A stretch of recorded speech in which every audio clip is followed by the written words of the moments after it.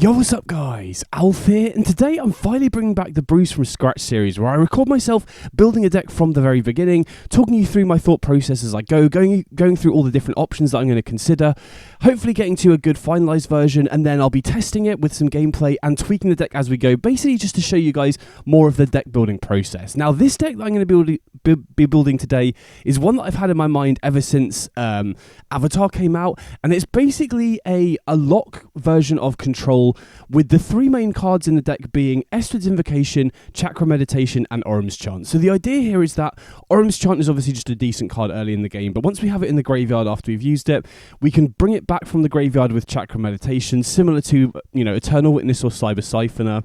And then we can, if we have 4 mana, we can then use this during the upkeep to stop the opponent casting anything. If we have the kicker available, we can stop the opponent attacking as well.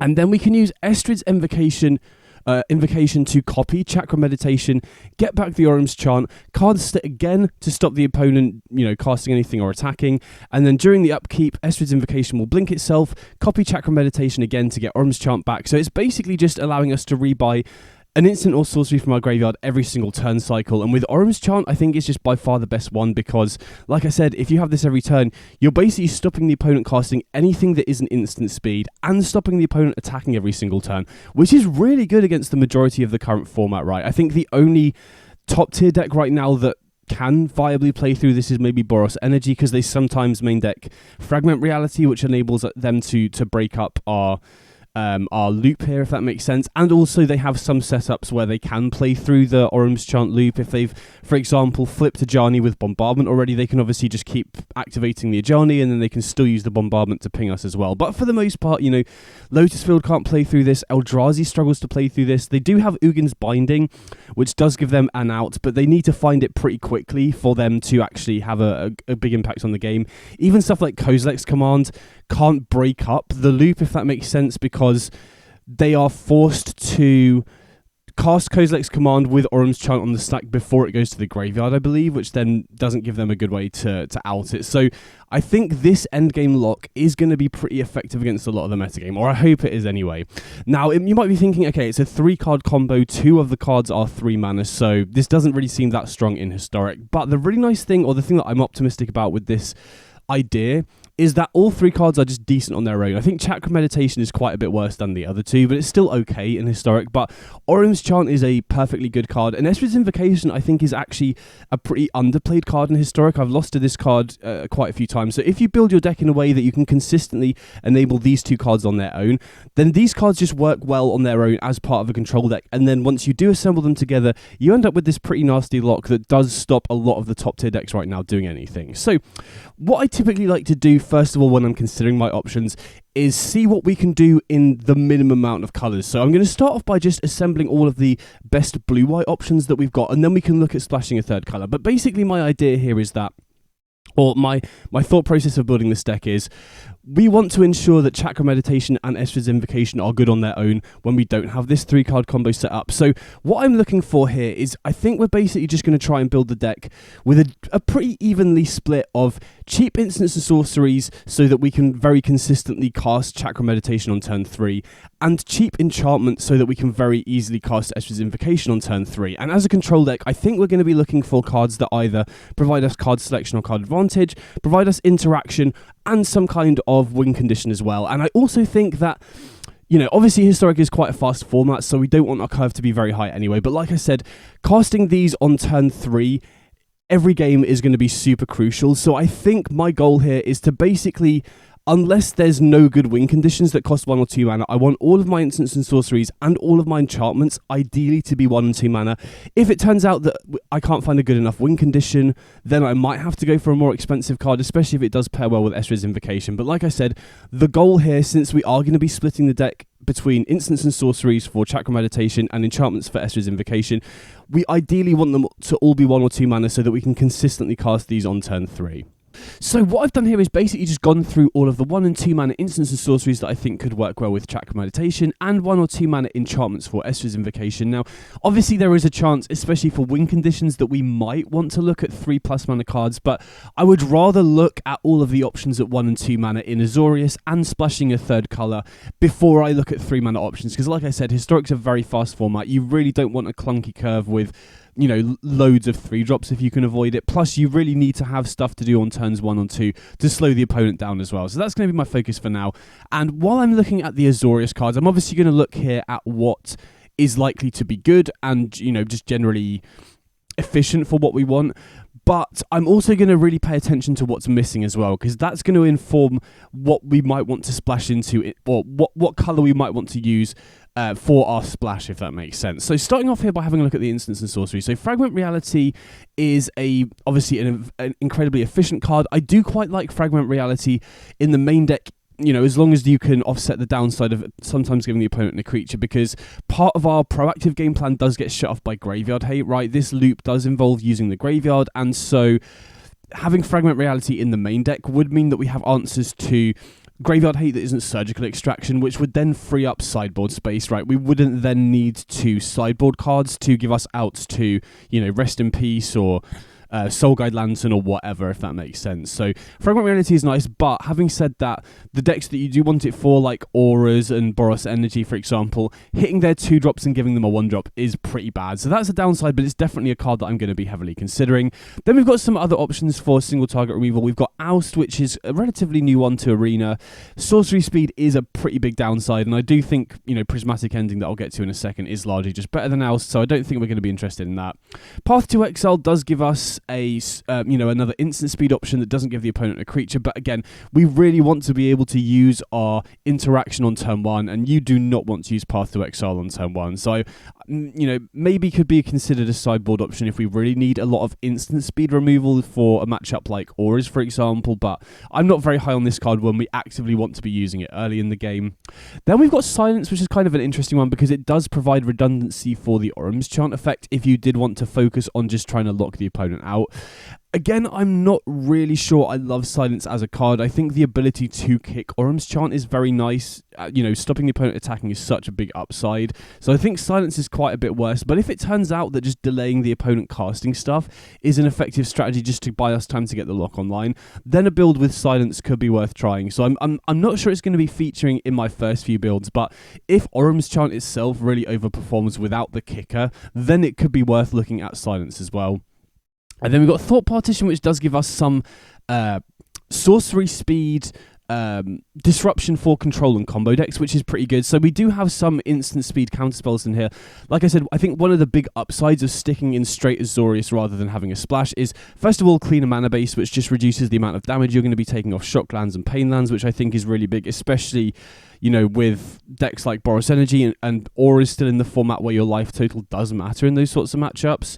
And also, it does open up the possibility of running double white and double blue cards. Now, obviously, with Orum's Chant, we do need to have double white for, you know, to use the kicker, but we don't really need to stop the opponent attacking in the first couple of turns, really. You know, even against Auras on turn 2, they're not going to be attacking.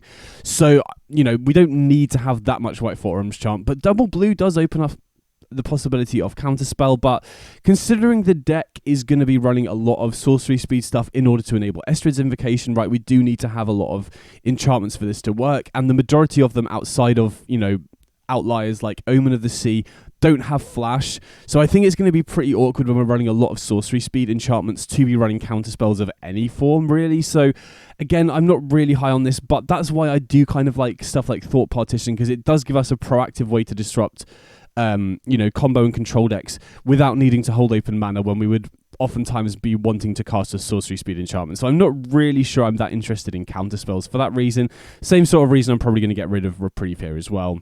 That having said that, Thought Partition has underperformed when I've played it because, you know, later in the game, discard spells are often ineffective anyway because the opponent might be out of gas. But once the opponent does have a lot of mana, using this as opposed to a Thought Seize is way worse because the opponent can often just hard cast for 5 mana, whatever you hit. So not being good later in the game is a drawback with this, but it's definitely worth considering because it does give you an effect that you don't normally get access to in these colours. Then we do have some good card selection in the form of Consider and Ponder. I think Ponder is just by far and away the best one, and there are obviously some other options like Opt, and we've got a wide variety of 1-mana cantrips, but Ponder is just by far and away the best one. So I think no matter what we're running, I'm pretty sure we're going to want to have 4 Ponder, especially because we are in some ways a combo deck. We will want to find specific cards of these, so I definitely think Ponder is going to feature no matter how we build the deck. And then Prismatic Ending I do like quite a lot. I think if we did play straight Azorius, this would probably be my 1-mana piece of interaction. Now, again, being sorcery speed is a pretty big drawback, especially against specifically Val and Auras, because they can combo off and they can just suddenly attack you out of nowhere. So this being sorcery speed is a bit of a drawback. But like I said, Fragment Reality is also pretty weak against both of those decks. You really don't want to be giving them 1-mana cards when you hit their 2-drops, really, especially against Auras. So I think if we did stick with Azorius, Prismatic Ending would be my 1-mana interaction of choice, and then maybe you'd want some Fragment Realities on top of that. Plus, also, it does give us a way to answer Chalice of the Void on X=1, which is a concern when one of the key cards we want to be able to loop is Orum's Chant. So I do think we probably want Prismatic Ending somewhere in the 75, specifically for Chalice of the Void, regardless of if we have it in the main deck or not. And then at the 2-drop slot, we do have some more flexible interaction. We have Get Lost, which doesn't have the same downsides as Fragment Reality or Prismatic Ending. It is instant speed. The map tokens are obviously a downside, but not as much as giving the opponent a 1-drop, for example, I don't think. So that's definitely an option. Razorgrass Ambush as well is kind of another payoff for being in blue-white. I think if we're splashing a third colour, you really can't afford to do this, but if you are just straight blue-white, this then gives you kind of a flexible option to ensure that you keep hitting land drops and give you some interaction against the smaller creature decks as well. But having said that, again, there will be some matchups where this doesn't come up, right? The opponent, if you're playing against Auras, they're going to outgrow this very quickly. If you're playing against Val, they oftentimes won't attack and they'll just go for the combo anyway. So interesting option if we do stick in blue-white, but if we splash, probably not going to be an option there. Then we do have some other options like Soul Partition, so on the same sort of level as Get Lost. So again, I think one of the big weaknesses of blue-white is that the interaction is kind of awkward at the 1-drop slot. So moving to the 2-drop slot for interaction does slow us down. It's going to be kind of awkward on the draw, not being able to hit anything until turn 2. But again, that's maybe one of the biggest issues with sticking with straight Azorius. And then we've got Consult the Star Charts and some other options for card advantage rather than card selection. But considering the amount of really good quality 1-mana cantrips, I think I'm more interested in just running 1-mana card selection and then slightly more expensive pieces of interaction or enchantment. So I'm not really sure about that one either. Then in terms of the enchantments, I mean, it was tricky to find good ones here, especially because the win conditions in blue-white don't really seem to be that great. So, at the 1-drop slot, we've got Legion's Landing and Storm Chaser's Talent. I think Storm Chaser's Talent is just a much better card generally. So, I mean, the lifelink can be useful in certain matchups, but the mana sink here is going to be much better. So, going to get rid of that. And then Storm Chaser's Talent, I mean, I think for me, the win condition should be an enchantment so that we can repeatedly use it with Invocation without needing to invest mana, if that makes sense, because then we can have kind of a self-contained win condition that's just going to keep going, and then we can use the mana that we've got to interact with the opponent to slow them down so the win condition can actually get there. But having said that, using Estrid's Invocation with Storm Chaser's Talent as a win condition, you're just getting a 1-1 with Prowess every single turn. I mean, the Prowess is very relevant in a deck that is basically all non-creatures to give us a way to trigger it. So if we do stick with blue-white, this does seem like the best option for a win condition. Like if we look at the 2-mana options that we've got here, Hopeful Vigil making a 2-2 with Vigilance doesn't seem great. I think Storm Chaser's Talent is just generally better than that, for example. And then the rest of the cards here are basically just card selection and interaction. Now, the big issue with enchantments in white, if we're using it with Estrid's Invocation, is the vast majority of them give the opponent the creature or whatever you've removed back when it gets removed. So, if you play a Seam Rip or, another 2-mana enchantment that removes the opponent's creature, every time you use Estrid's Invocation, it's just going to blink itself and give the opponent the creature back, which is pretty awkward, especially if it has an Enter the Battlefield or a good activated ability. There is one exception I found, though, which is Airbender Ascension. Now, again, it's not ideal because it does give, the opponent can just recast it by paying 2, which, again, is kind of awkward if they have a good ETB or activated ability, but it does provide us with a way to repeatedly get their creatures off the board. And so I think, this is a potential option if we do want repeatable interaction in just straight blue-white. And then the other cards are basically just repeatable card selection or card advantage. So out of the 3, I definitely think Case of the Lost Witness has the highest ceiling. But my concern with this card is that it doesn't seem that great with Invocation because you're just getting a draw 1 every time. You're not getting to scry 2, which is a pretty big deal. Now, you do get multiple Fibblethrips in the deck, which then increases your chances of drawing 1 to then solve it. But if you're looping it with Estrid's Invocation every single turn, you're going to be filling your deck with Fibblethrips, which isn't really great in multiples. Drawing Fibblethip, I don't know, it's kind of hard to visualize how this would play out compared to a card like Omen of the Sea as well. Now, the big upside of Omen of the Sea is obviously, first of all, it has Flash, which means that you can hold up other bits of interaction, which is especially important if you've got instant speed creature removal. The Scry 2 is also very valuable as well, helping you dig towards the combo. So I think out of these two, I'm definitely more high on Omen of the Sea. And then Roiling Dragonstorm, you know, it doesn't provide you the Scry, but it does draw you 2 immediately. And then the discard one can be useful with Chakra Meditation if you want to rebuy something. But having said that, Omen of the Sea, you know, does see an extra card deeper. So I think out of these 3, I'm probably higher on Omen of the Sea, especially if I do end up running a decent amount of instants. But I do think we do want to test some amount of Case of the Lost Witness, or I want to try a build with Case just to see how good looping Invocation is to increase our chances of hitting Fibblethip and then solving it to play off the top. Again, my issue with that is that the vast majority of Historic right now is very fast linear decks, right? Eldrazi's kind of pushing out the slower, more interactive decks where I can see Case being better. So I think Omen should be better because it sees 3 deep and helps us set up, you know, any missing pieces we've got, helps us dig towards interaction a little bit better. So I think if the format was more grindy, I'd be more interested in Case, but when we need to find specific stuff to increase our clock against other fast linear decks, I think Omen of the Sea is probably the best option there. And then I've put some options in the sideboard as well. Consign to Memory is going to be great to have access to against Eldrazi. Spellplacer isn't really that relevant right now, apart from maybe against Lotus Field combo, and I feel like we've got better hate cards there as well. We've got, you know, good ways to deal with smaller creatures. Hallowed Moonlight is good against certain decks. Confounding Conundrum is another card that works with Invocation that could potentially be good against Valakut decks, potentially.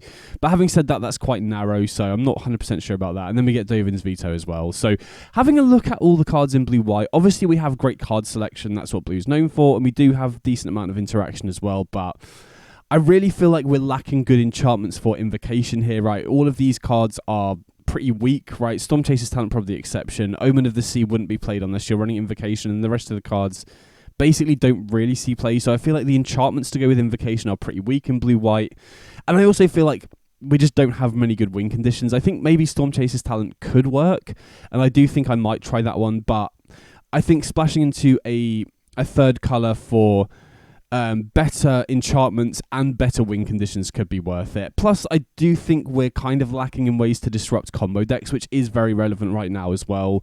You know, a lot of the format is combo now. A lot of those combos are creature-based as well, but we do want to have good game plans against stuff like Lotus Field as well. So I definitely think we'll look at all 3 of our potential splash options next.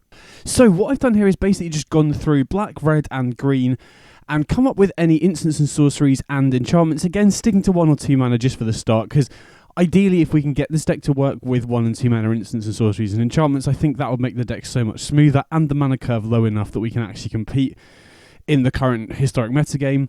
But before we quickly go into these, while I was putting this together, I did think of another advantage of just sticking to straight Azorius, which is that you could potentially use utility lands, whether that's token generators like Mirex or Castle Ardenvale, or, you know, creature lands like Hive of the Eye Tyrant as win conditions, which means you could then focus the rest of the deck on interaction to slow the opponent down. Whereas obviously you can run utility lands in 3-color decks, but obviously you can't run as high a density. And also, I think if we're splashing a third colour, and especially if we're splashing heavily, that does come with some issues with Orym's Chant, because we don't need double white on turn 2 for Orym's Chant, because you very rarely want to stop the opponent attacking in the first couple of turns.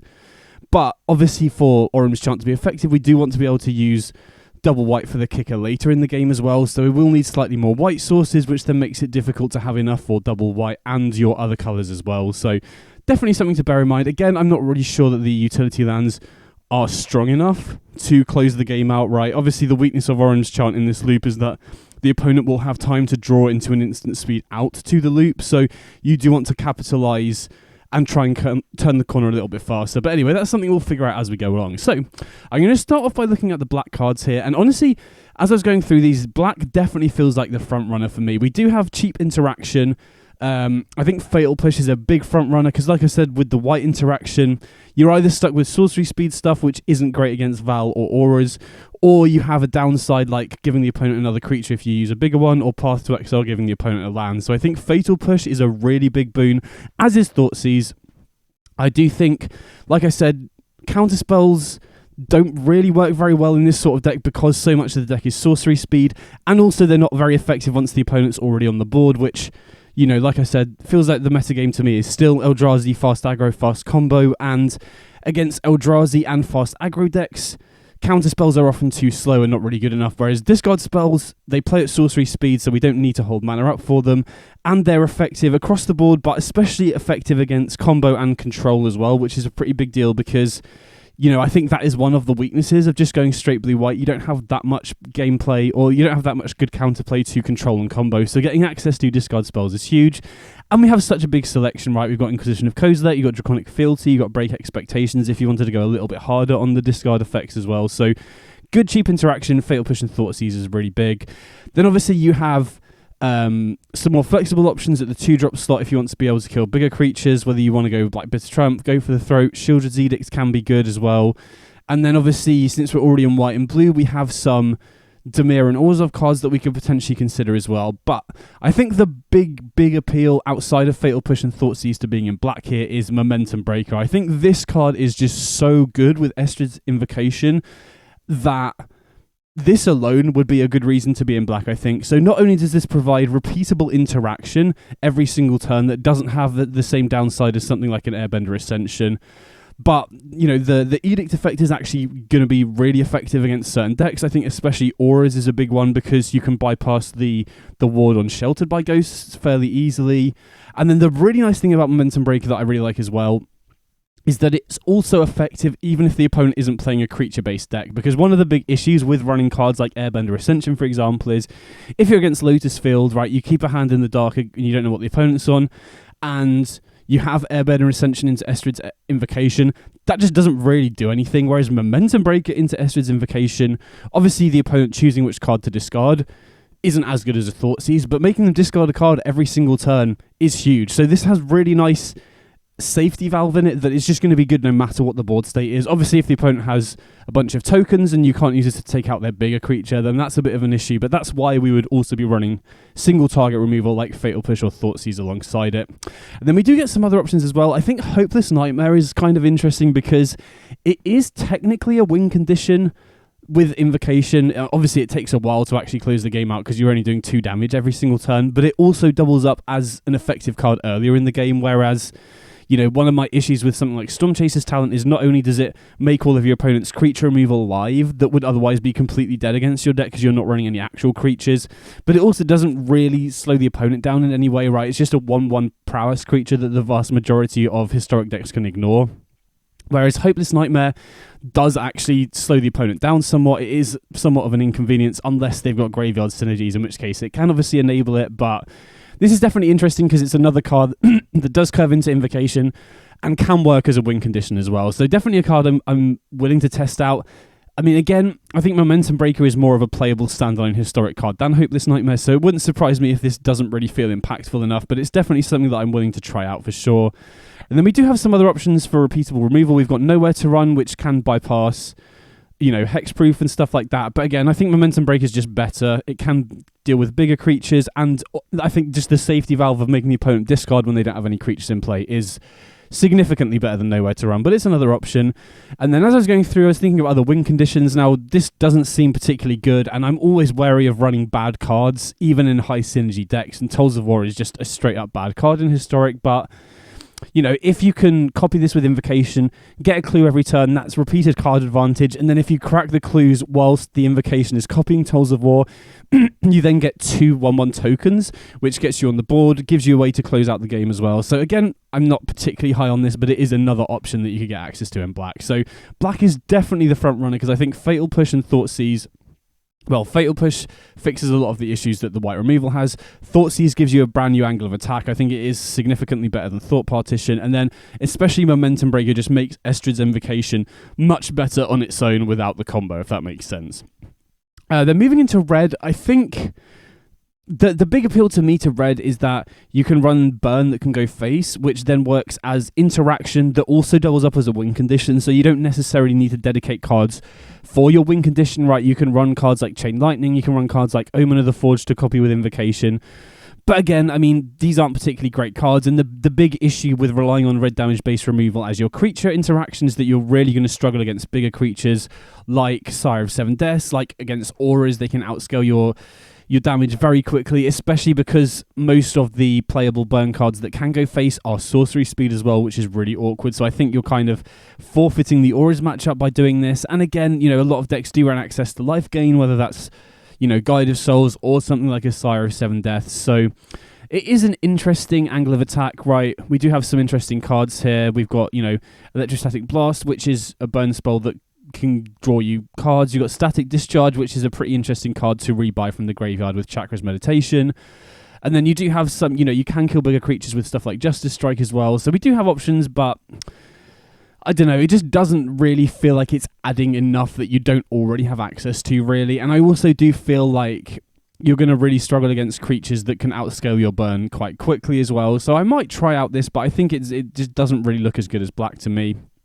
And then green also has some pretty interesting options, right? We've got Abundant Harvest, which is just a great cantrip, generally huge for consistency in the deck and is, reasonable to rebuy.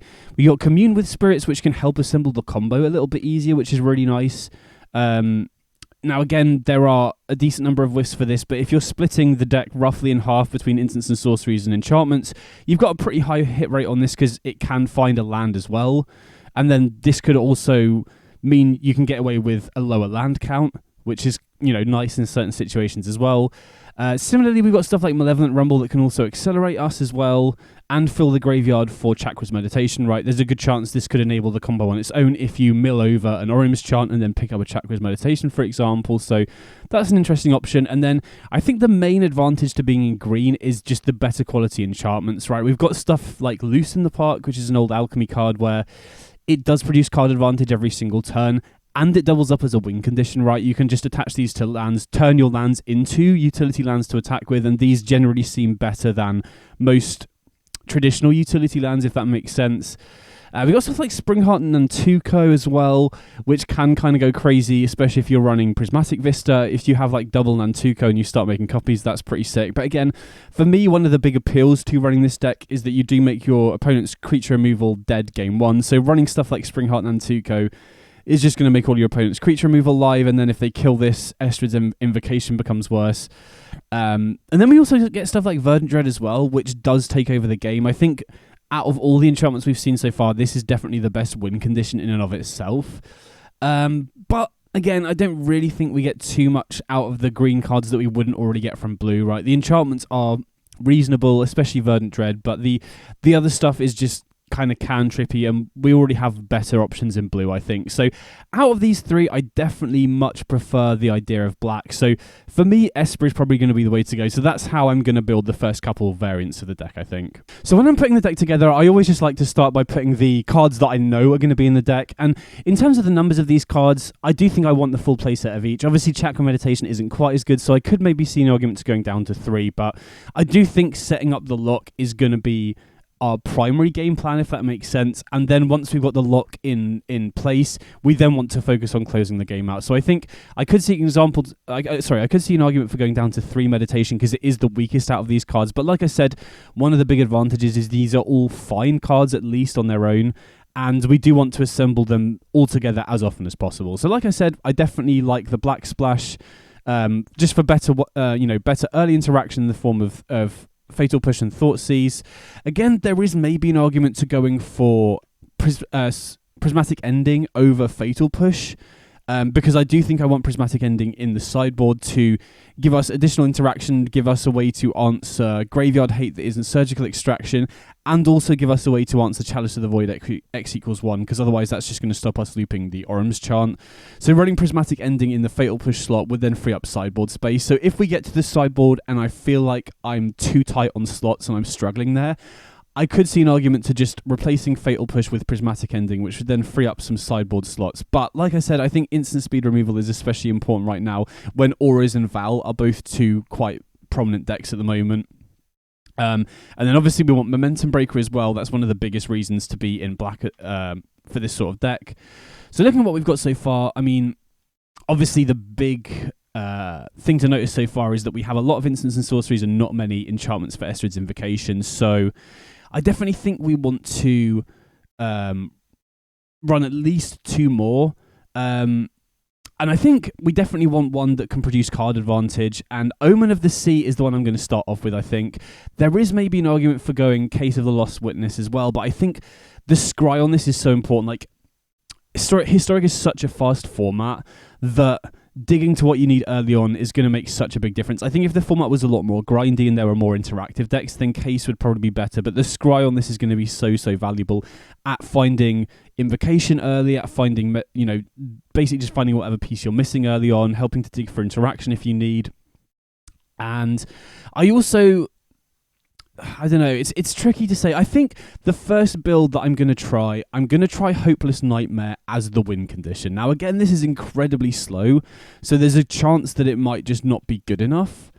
But I want to start out by trying it. I always feel like when you're building control decks, which at its core this is a control deck, it's best to start with the fewest win conditions possible and see if that's good enough. Because if it is, then the rest of your deck is way more consistent, right? If I start running 3 and 4 mana enchantments that have way more impact with Estrid's Invocation, it's going to lead to a lot more clunky draws, whereas going Hopeless Nightmare on turn 1 and just denying the opponent a resource, especially if they've mulliganed, is really impactful. So I'm going to try, we could also try and fit some utility lands or some other win conditions in the mana base if possible as well.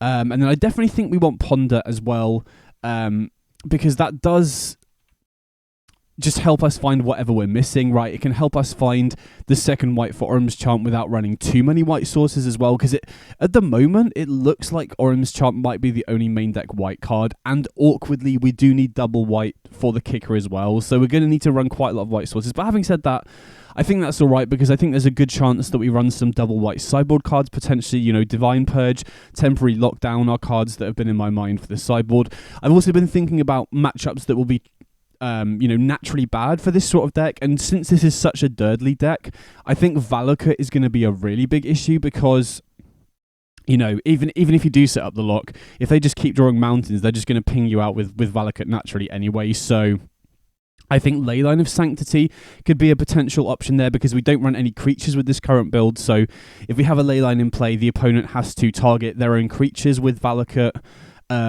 And also, Leyline is going to be good against Jund as well, right? Obviously, we need to assemble certain cards to be able to go off, so being protected against discard spells is quite important as well. So even though it looks right now like we're basically only on white for Orym's Chant, I do think we're going to be running a number of white sideboard cards, so that's not really too much of an issue. Now, in terms of the number of lands in this deck, we do have Ponder and Omen of the Sea early on, to help dig for lands if we need them. So I'm not sure we need 24 lands. So I think, it's tricky, because I think if we run utility lands as additional win conditions alongside Hopeless Nightmare, we probably do want to go 24. But if not, if we do want to put some actual more win conditions in the deck, some potential, as a 1 or 2 of maybe a 3 mana enchantment that does win the game when copied with Invocation, then I feel like we could go down to, 22 potentially, because Ponder and Omen can keep the lands flowing when we do have not as many. But I'm going to start off just by building the mana base with this core, and then see how it goes. And then, typically I like to build, a lot of the times I like to build the sideboard first, so that I know how many sources I need in terms of the mana base. But like I said, we already need double white for Orym's Chant, and I can't think of any double blue or double black cards that we would want to be running in the sideboard. So I think we can get away with building the mana base first here, and then looking at the sideboard. So in terms of building the mana base, I don't think that me going through all the different land possibilities and just kind of putting them together is particularly exciting to watch. So what I've basically done is done the majority of what I was thinking off camera, and then I'll just talk you through my reasoning as I was going. So the first thing that I thought about when I was putting the mana base together is that I really want to avoid running pain lands like Starting Town, Mana Confluence, or Darker Wastes, whatever the pain lands are, because the whole game plan of this deck is to go long and repeatedly cast spells. So say, for example, You know, you've got a Godless Shrine, but your only other white source is Starting Town. Every time you kick Orum's Chant, you're going to be dealing yourself 1 damage, so you're putting yourself on a clock that way. So I don't mind running Shocklands here. Obviously, running all of the Shocklands plus Thoughtseize is a lot of life loss, so maybe we'll have to put some incidental life gain in the deck elsewhere to offset that. Not 100% sure, but yeah, I've gone for the Shocklands here. And then in terms of fast lands, I traditionally don't mind running 8 fast lands in Historic, as long as there aren't specific 4 mana cards that I always want to be able to cast on curve. I feel like if you run more than, like, 8 is a decent amount because you're going to have them early, but more than that and you're going to have a lot of tap lands later in the game. So I feel like 8 fast lands is a decent amount here. Then I always want to run at least 1 basic because, you know, especially whilst Eldrazi is still in the format, there will still be people running Ghost Quarter, White Orchid Phantom, Cleansing Wildfire style effects. Now, I doubt they'll bring in sideboard of those sorts of effects against you, but there are some decks running it in the main deck, especially, you know, Exploration, Ice Still Explorer, Ghost Quarter is still a very strong package. So I always want to run at least 1 basic so I don't just auto lose to the first Ghost Quarter the opponent plays. But in this deck, I feel like if you can afford to run 2 basics, you should, just so you don't get kind of cheesed out if you draw your basic and then the opponent has that sort of effect as well. Plus, you know, it's just a good safety valve to run to if I can. And then like I said, all these fast lands and shock lands plus the 2 basics is 22 lands. And as I was saying previously, I think for the last 2 slots in the deck, I either wanted to run a couple of utility lands that we could hopefully dig for with stuff like Ponder or Omen of the Sea. But looking at the utility lands, the main ones I was looking at were, you know, Hive of the Eye Tyrant, Hall of Storm Giants, Mirex, and none of those seem particularly great, really. And honestly, you know, we need fixing in this deck as well because we need double white for Orum's Chant and potentially stuff like Divine Purge as well. So since we have Ponder and Omen of the Sea in the early game that can help us dig towards lands so that we can consistently find the 3rd land drop for our Invocation or Meditation, I felt like it was probably better to just run 22 lands, which I feel is safe with cantrip style effects, and then just run 2 copies of a slightly more expensive enchantment that we can then use as a win condition with Invocation. And because we have Ponder and Omen of the Sea and ways to dig through the deck, we should hopefully be able to find these. And the ones that stood out to me the most, first of all, Fire Nation Occupation, and I think if we're going to run the deck as it is with just a 2 of win condition, this is definitely the best one, I think, because it gets you creatures on the board every single time, and also it gives us creatures during the opponent's turn. And if we're casting Orum's Chant during the opponent's upkeep with a Fire Nation Occupation in play, we're also going to be getting onto the board every single turn as well. So this is definitely the front runner if we're going to keep the deck as it is. Sanguine Brushstroke is another potential option as well. You know, I have played against Invocation decks running this, and it does present a clock, it does get on the board, and it does provide incidental life gain as well, which is quite nice. So I think, but I just don't think it's as good at closing the game out as Fire Nation Occupation. If I do feel like we do need a little bit more life gain because of the Shocklands and Thoughtseize, then I think Brushstroke could be worth considering. But out of these, I think Fire Nation Occupation is the best one so far. Then Oath of Kaya, the advantage to this would be that it's, you know, it does provide interaction as well as a potential win condition as well, and it provides incidental life gain. But again, I'm not sure it's as good as Brushstroke, because Brushstroke, you know, provides us with that incidental life gain. You know, the blood tokens it creates every turn also ramps up. If we have Invocation copying Brushstroke, then it doubles up on the drain of the Brushstroke as well. So I typically think, unless we really feel like we need extra interaction, Brushstroke is the better option. And then Porcine Portent is another one that I didn't really consider, but it's quite interesting here because it acts as interaction and a win condition as well. So I was potentially thinking Porcine Portent seems like the sort of card that you could potentially run as a 4 of. Now, obviously, 3 mana single target removal is a little bit too slow for Historic, I think, but the fact it then doubles up as a win condition, that is actually pretty good to copy with Invocation, because you get repeatable artifact or enchantment removal, which then means that we don't necessarily need to run Prismatic Ending in the sideboard. So I'm kind of tempted, if I was to slightly rework the deck, to try and find room for the 4 Porcine Portent if I can. But the issue then is, first of all, it makes the curve a little bit clunkier, and also I'm not exactly sure what I would cut. The first thing that springs to mind is, oh, we can cut Hopeless Nightmare because now we have another win condition, but then the issue is you literally only have Omen of the Sea and Momentum Breaker as cards that you can cast before Invocation, and it actually does something as well. So it's tricky. I'm tempted to either try basically just 2 copies of Fire Nation Occupation, so the list would be 22 lands, 2 Fire Nation Occupation here as like kind of win conditions on their own, or we could go -2 Hopeless Nightmare and then just run the full 4 copies of Porcine Portent. Again, that makes the curve a little bit more clunky, and I think is more likely to end up in spots where we have Estrid's Invocation, but we don't have an enchantment in play beforehand, which is obviously a little bit awkward. But having said that, we don't, there will be curve outs where we can do other stuff with our mana and then set up Portent for Invocation as well. So I think what I'm going to do is start off with the Fire Nation Occupation just to get a feel for the deck, because there's still a chance that Hopeless Nightmare might be, contributing enough as a potential win condition. So I think for my initial build, I'm going to get rid of these and just go Fire Nation Occupation as a 2 of.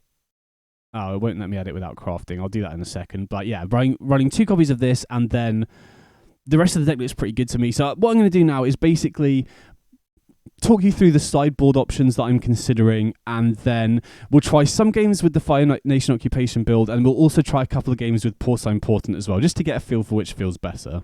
So in terms of sideboard, I always like to consider the current metagame, right? Just looking at all of the top decks and trying to visualize which matchups are naturally good, which matchups are naturally bad, and obviously the naturally bad matchups are the ones you want to focus on a little bit more.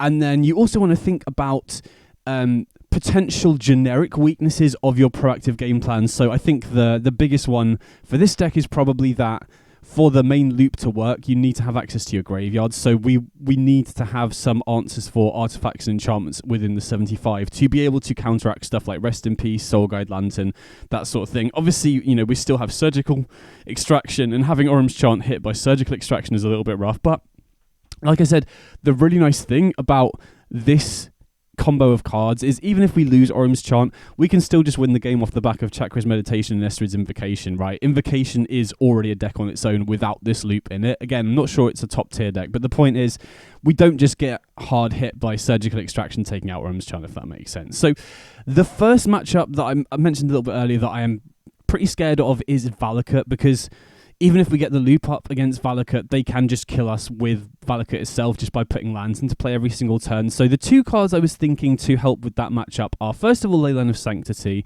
And the nice thing about this is that it also has applications in other matchups as well. Right, this is obviously going to be very good against discard spells, as well as stopping the opponent going face with Valakut. And then the other one I was thinking about is Necromentia, because most of the Valakut decks are very heavily built around Valakut itself, and so extracting it with Necromentia seems like a very effective game plan against them. The big weakness of this, though, is that if they already have a Valakut in play, they can still just ping you down with that. Obviously, if you draw it later in the game, it doesn't help either. Whereas Leyline against, obviously the big weakness of Leyline usually is that if you have to hardcast and it's not in your opening hand, it's pretty awkward.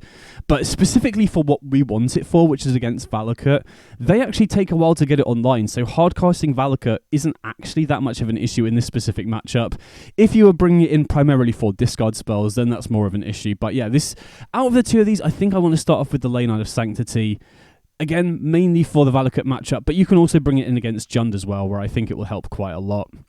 Then secondly, I think the deck looks naturally weak to non-creature combo, and specifically Lotus Field, right? We do obviously have Thoughtseize, we have Hopeless Nightmare, Momentum Breaker can obviously strip cards from their hand, but outside of that, we don't really have much stuff to stop them what they're doing, and also we would want to cut Fatal Push against them as well, so I think we need at least a 4 of to bring in replacement for Fatal Push, and I think because it's quite a niche deck in how it plays, I do think we want to target it a little bit more, right? I don't really feel like we can just bring in extra discard spells against them to be effective enough, because they can just draw out of it. So I feel like we want to be running a specific hate card for them, and the 2 main options for me are either High Noon or Damping Sphere. I think I generally prefer High Noon over Damping Sphere because, well, first of all, it's an enchantment, and I have seen quite a few Lotus Field players boarding into Divine Purge, and obviously they usually bring in some numbers of Fragment Reality as well if they're in white. So, but having said that, they probably wouldn't bring in Divine Purge against us, thinking about it, because we don't have any creatures. So maybe that's not really relevant. But I think out of the 2, Well, I guess it depends. I was going to say I think out of the two, High Noon is better in the matchup because it's like a hard lock, right? Again, Damping Sphere shuts off Lotus Field, so I think it's kind of close between the two. I'm just trying to think about other matchups because obviously Damping Sphere does help against Eldrazi, but from my experience, I mean, I think my game plan against Eldrazi is just trying to set up the lock because if you can Orange Chant lock them, they don't really have that much they can do against that, right? Everything they do involves casting stuff or attacking. They do, like I said, have Kozilek's Command, which they can cast at instant speed, obviously, but outside of that, even if they cast Kozilek's Command, they can't exile Orange Chant from the graveyard because they'll have to cast it whilst Orange Chant is on the stack the majority of the time. I guess they could do it during our upkeep, actually, but yeah, I'm not 100% sure between these two. I think my gut says High Noon would probably be better because then it does have some applications against other similar combo decks, more fringe stuff. So we'll start off with High Noon. You could obviously run a split, but I typically like to, max out on one specific card. So yeah, we'll start off with High Noon and then see. If I feel like I've got too little for Eldrazi, then Damping Sphere is definitely back in contention there as well. Then next up, like I've said, we need to have some ways to remove artifacts and enchantments, just to give us some outs to graveyard hate. And I think Prismatic Ending is likely the best one because it also gives us an out to Chalice of the Void, which stuff like Fragment Reality doesn't. And is obviously just good in a variety of matchups, right? We can bring this in matchups where we feel like we want extra creature removal as well, and it can take stuff out like Goblin Bombardment as well. So I do like Prismatic Ending, but having said that, if we do end up reworking the deck to fit Porcine Portent in, that then makes Prismatic Ending less important because we have a main deck way to remove artifacts and enchantments from the enchantment side of the Portent as well. So as we're building the sideboard, if I feel like I wanted more space in this specific slot, then we could consider reworking it to make room for other cards in the sideboard, if that makes sense. And then obviously we do want something for Eldrazi, and I think the easy slam dunk here is Consign to Memory, right? Because not only is this just good against them at almost every single point of the game, but we can also rebuy it with Chakra Meditation as well, which is really nice. So I do think we want 4 Consign to Memory, which means we're already slightly over here, so we're going to have to make some trims. The other cards I was thinking of running were Board Sweepers as well.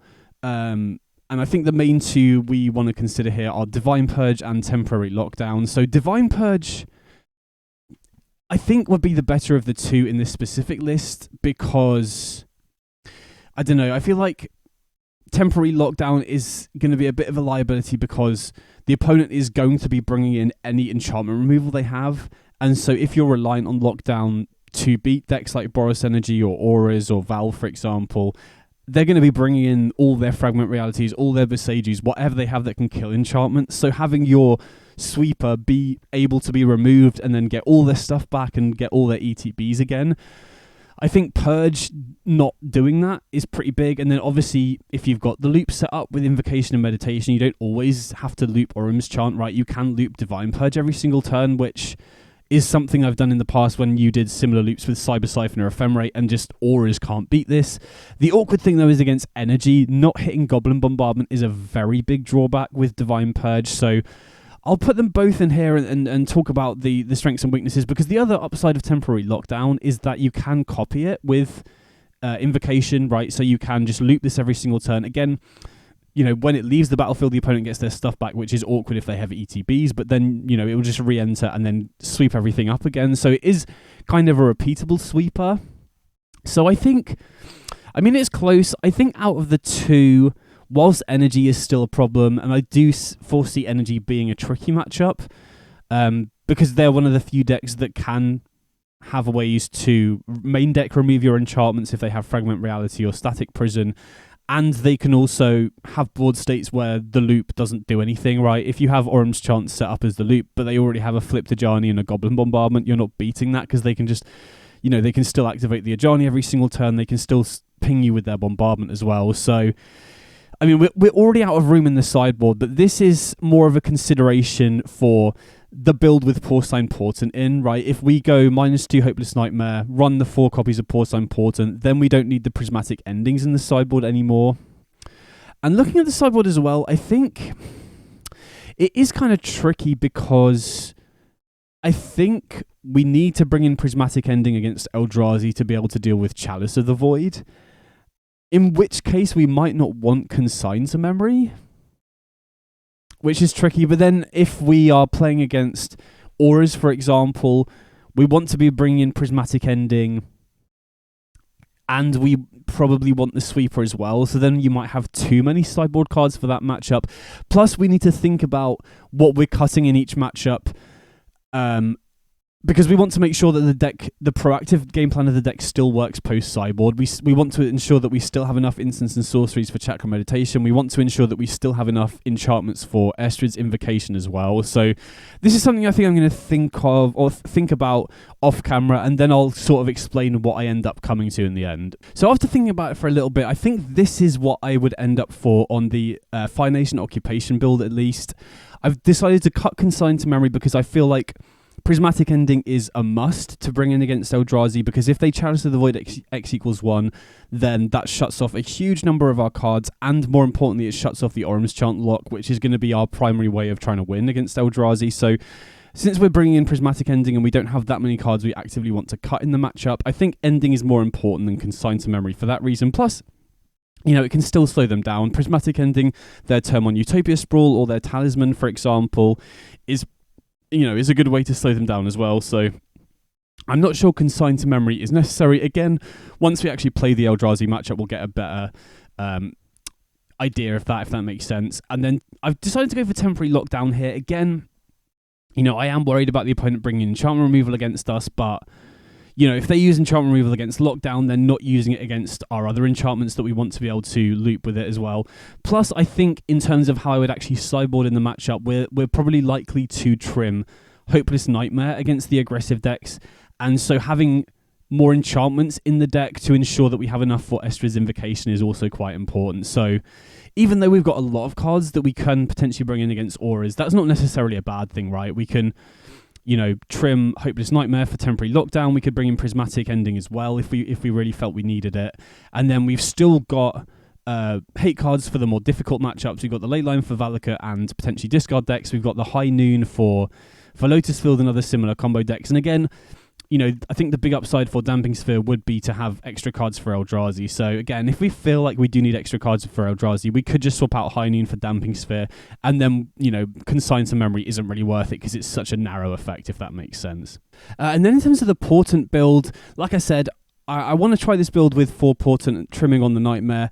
Again, like I said a few times, I really don't want to be running this many 3-drops in Historic. It is quite clunky, but having said that, we do have early interaction. My main concern is that I'll end up in spots where I don't have an Omen or a Momentum Breaker or a Hopeless Nightmare, but I do have an Invocation, and then we don't have good ways to use that, or, we have to wait until we hardcast Porcine Portent before we can use the Invocation, which is a little bit clunky. But like I said, it does provide us with extra interaction and a win condition in one card, plus it provides us with artifact and enchantment removal, potentially repeatable, which then means we don't have to run Prismatic Ending in the sideboard, because we now have answers to Graveyard Hate in the main deck, we now have answers to Chalice of the Void in the main deck as well. So as long as having fewer, cheaper enchantments isn't as much of an issue, I'm a bit more optimistic about this build, and then it does free up a lot of sideboard space. So again, we've got the Ley Line of Sanctity for Valakut and discard, we've got High Noon for Lotus Field, and then I've chosen to go with Divine Purge here over Temporary Lockdown because we already have ways to deal with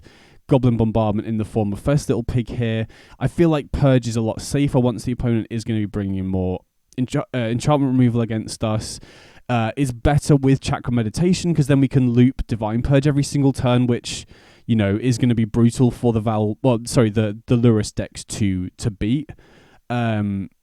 Again, against Val, them having Birthing Ritual not get hit by it is a little bit rough as well, but I think out of the two, especially when I have Porcine Portent as additional spot removal, Divine Purge seems a little bit better to me there.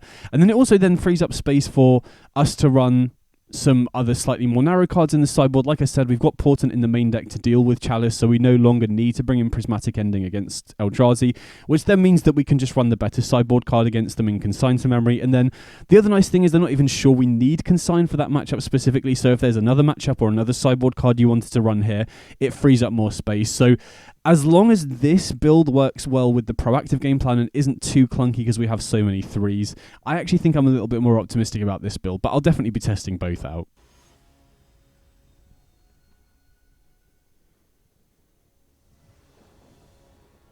Okay, so we're starting off here with the Fire Nation Occupation build, and we're on the draw here. See what our opener is. Okay, so we're against a Lurrus deck, and slightly too many lands of this hand, but I think we can definitely keep, especially against a Lurrus deck, right? If it's Auras or Energy, having a Fatal Push is really nice, and then, you know, we have the potential curve of Fatal Push, Omen into Chakra to rebuy Fatal Push. Okay, Ponder with Lurrus, so I mean, that makes me think it's probably Lotus Field. Another land off the top isn't ideal, but again, it could still potentially be some sort of Dimir control deck, maybe, to have Lurrus, you know, Psychic Frog, Tamiyo and stuff. So I'm still going to shock in the Watery Grave here, just in case, you know. I don't want to miss out on the opportunity of being able to kill something. And if it looks like we are against Lotus Field, because now we see Deserted Temple, losing 2 life to the shock land isn't really too much of a deal. Now, we could obviously go for Momentum Breaker here, but I think we just want to go for Omen of the Sea to try and set up the loop as early as we can, because I think, you know, Orim's Chant is actually very effective against them. So, and it looks like they're struggling for colours of mana here and land drops as well, so that could work in our favour, obviously. So we'll Omen here, see what we hit. Looks like the opponent's considering, okay, yeah, they stifle the trigger, which is a little bit annoying, but, you know, if that was their card to use with Lotus Field, I'm not too worried about that. So we'll definitely go Hopeless Nightmare, Momentum Breaker. Actually, thinking about it, I should have gone Momentum Breaker first, right? Because then Hopeless Nightmare will get us to speed 2. But again, I very much doubt the Start Your Engines effect is going to matter on Momentum Breaker. Maybe we could sack it in response to a Tendrils of Agony. If they have like exactly lethal, we could maybe gain some life there, but oh, wow, okay, so opponent really stuck on lands here, which is obviously playing into our hands. But having said that, we don't really have any gas here either, right? We've just got all creature removal against the deck that doesn't play any creatures outside of Lurrus. So I think we're just going to have to ship it back here and probably crack... I think we'll crack the Hopeless Nightmare over Omen of the Sea, because I think that's the card we're more likely to want to copy if we draw Estrid's Invocation. Okay, so they do find a land, and obviously that does provide them green mana as well. So if they're reliant on crop rotation to find Lotus Field, then they'll need that. Okay, nice. So we've got Fire Nation Occupation, which is a win condition. That is a way that we can start closing the game out now. And so I think we'll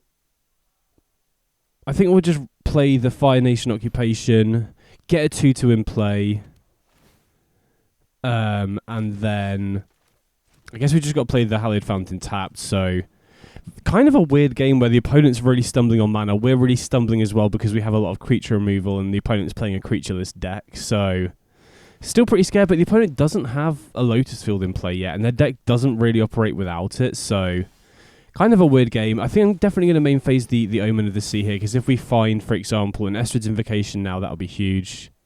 Ooh, Orim's Chant is big. Okay, so now we can Orim's Chant during the upkeep, which will not only obviously just stop them doing anything for the turn, but it will also, well, I guess they could put Lurrus into hand, but it will also trigger Fire Nation Occupation to get us another token, which is pretty nice. And then this is kind of a nice synergy as well. The Firebending mana we can actually use to scry with our Omens and our Hopeless Nightmares here.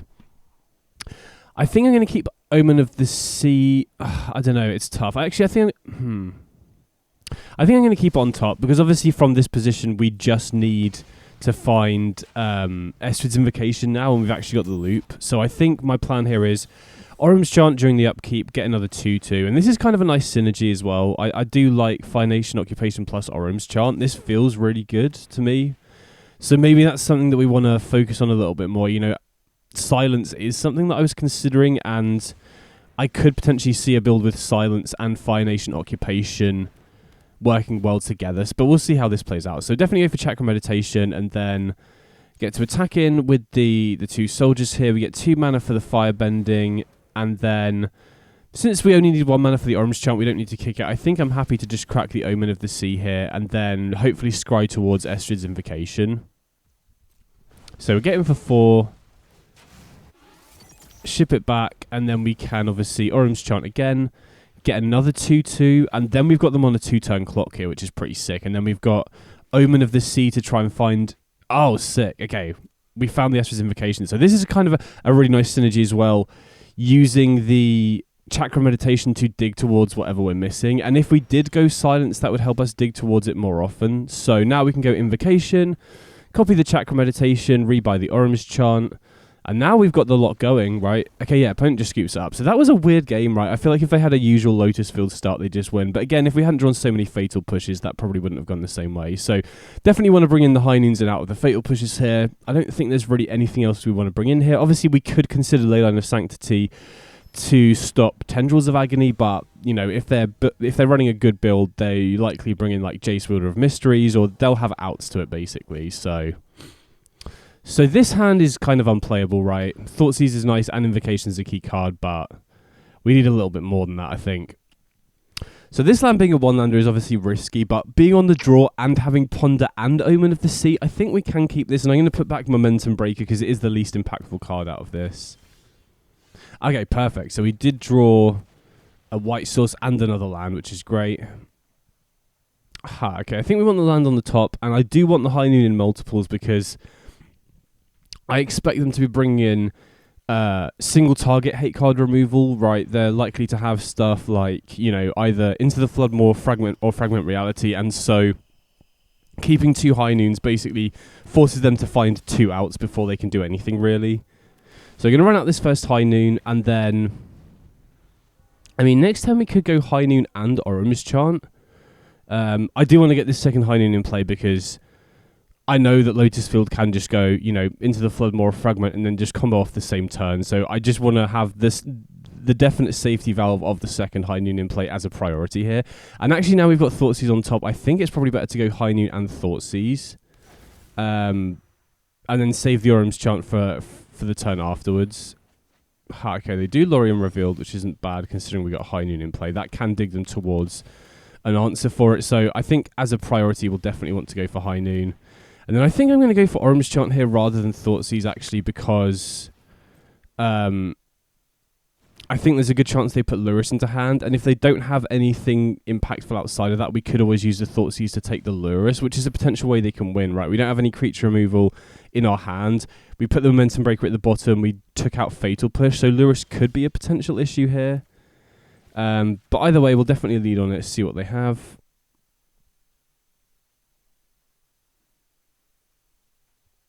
Okay. So, I think it's between Artist Talent, Pour Over the Pages, and Lurrus here, if I'm honest. I'm kind of tempted to take Lurrus, but again, it's, you know, we have so much time to find an answer. I think I'm just going to take Pour Over the Pages because I'm more scared of them finding outs to High Noon than I am of them winning with Lurrus. And also, you know, with Artist Talent, I don't think it's worth taking because they can just cast Lurrus and recast it from the graveyard. And they do choose to prioritize the Artist Talent, which is good for me, I guess. I think the thing I'm most scared of with their current hand is them just attacking with Lurrus. But again, it's such a slow clock. I think we would be able to find a Momentum Breaker or, you know, start using Orum's Chant before then anyway. Okay, so they do cast the Artist Talent and they level it up. Yeah, maybe I am supposed to take Lurrus because with 2 High Noons, them finding 2 outs is a lot less likely. So I think I'm going to keep the land on top, and then I'm going to Chakra Meditation and get back the Orum's Chant here. We could obviously get the Thoughtseize, but with High Noon in play, we can't cast it this turn, and then if they cast the Lurrus, there's not really much they can do about that. Although having said that, yeah, I did kind of forget about them using Stifle to counter the Chakra Meditation trigger, so yeah, that's my bad. Maybe we're supposed to keep the Thoughtseize on top then, but I don't know. I kind of like getting Chakra Meditation going because it helps us dig towards like a Momentum Breaker to deal with this Lurrus. If they do hard cast it, helps us dig towards Estrid's Invocation to potentially start the loop going as well. So yeah, not 100% sure. I'll have to watch this game back later and see. Okay, so level up Artist Talent to max, which shouldn't really matter, I don't think. They do have another Consign, though. And we are giving the opponent good uses for that Consign as well, but I mean, the goal here is to set up the lock anyway, right? And Consign can stop off the Chakra Meditation trigger regardless. So even if they do use Consign here, I'm not too worried because we've got Omen of the Sea during their turn to hopefully dig towards an Invocation. And if we run them all out of their Stifles and Consigns, then we're much more likely to be able to get the loop going, or the lock going once, we do find an Invocation. And then we don't really need to worry about Lurrus at that point because the Orange Chant can also prevent them from attacking as well.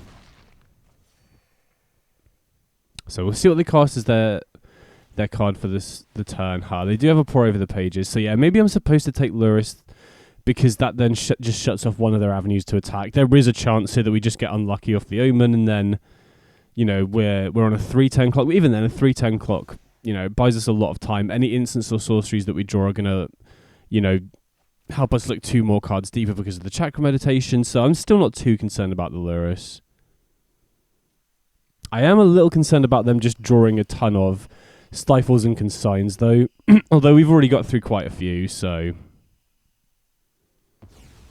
Okay, there's another Lotus Field. And then we can run out the Omen of the Sea.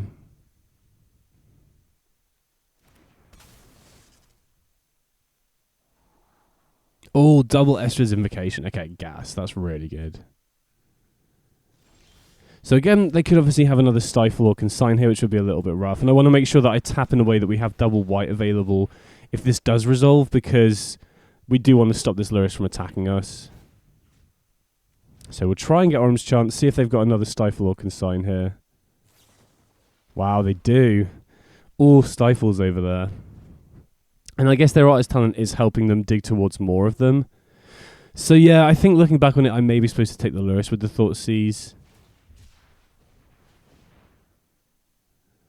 But having said that, we would have also given them a lot of time to find 2 outs for the High Noons anyway. I guess it just depends on, how many Into the Floodmoors or how many Fragment Realities they're bringing in against us.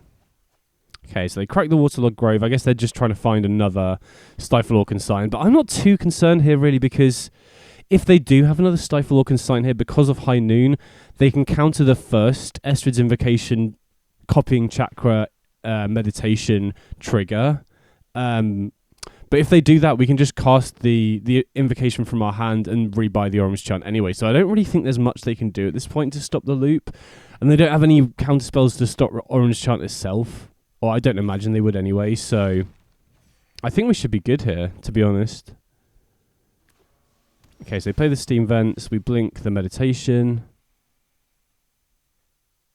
Oh, sorry, blink the Invocation, I should say. Okay, so it looks like the opponent does have another Stifle or Consign here, I'd imagine.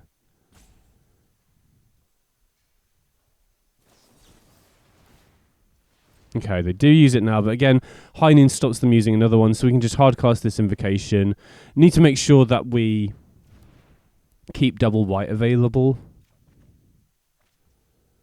Okay, we draw Hopeless Nightmare. Obviously want to keep that in hand so that we can effectively use the meditation loops, because this is the other thing as well. Now we've got this set up, we're going to be able to dig through our deck so quickly. Oh, what? I didn't... Oh, okay. So we got to remember to put a stop in way earlier with High Noon in play. So we do allow them to cast a spell here where we otherwise shouldn't allow them to. Going to go for the Orange Chant now. But again, I don't think they really have... Unless they're running like an unexpected sideboard card that I've never seen before, I really don't think they've got much to fight through this, right? Because we've got double Chakra Meditation now and High Noon, so either Stifle or Consign doesn't actually break up the loop at all. I'm going to put back the Meditation here because we've already essentially got 4 in play. And obviously Hopeless Nightmare can work as a win condition before we find the Fire Nation Occupation.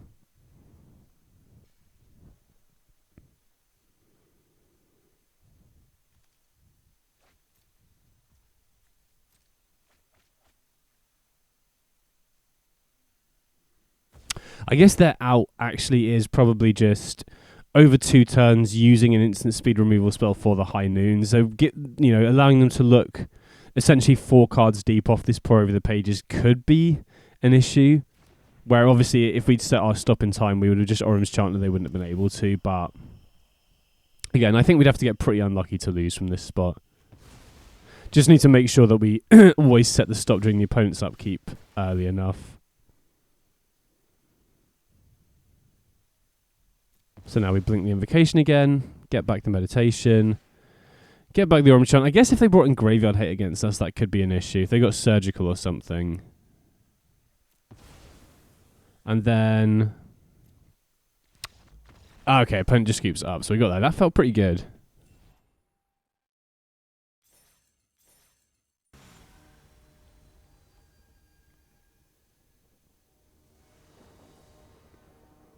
Okay, so we're trying out the Portent Build here, and we're on the play, which is obviously nice. I mean, if we miss our third land drop, this hand is kind of a disaster, but we've got, we've got 2 turns to find it. We've got a decent amount of lands, and we've also got both Ponder and Omen of the Sea, which can hopefully help us find them.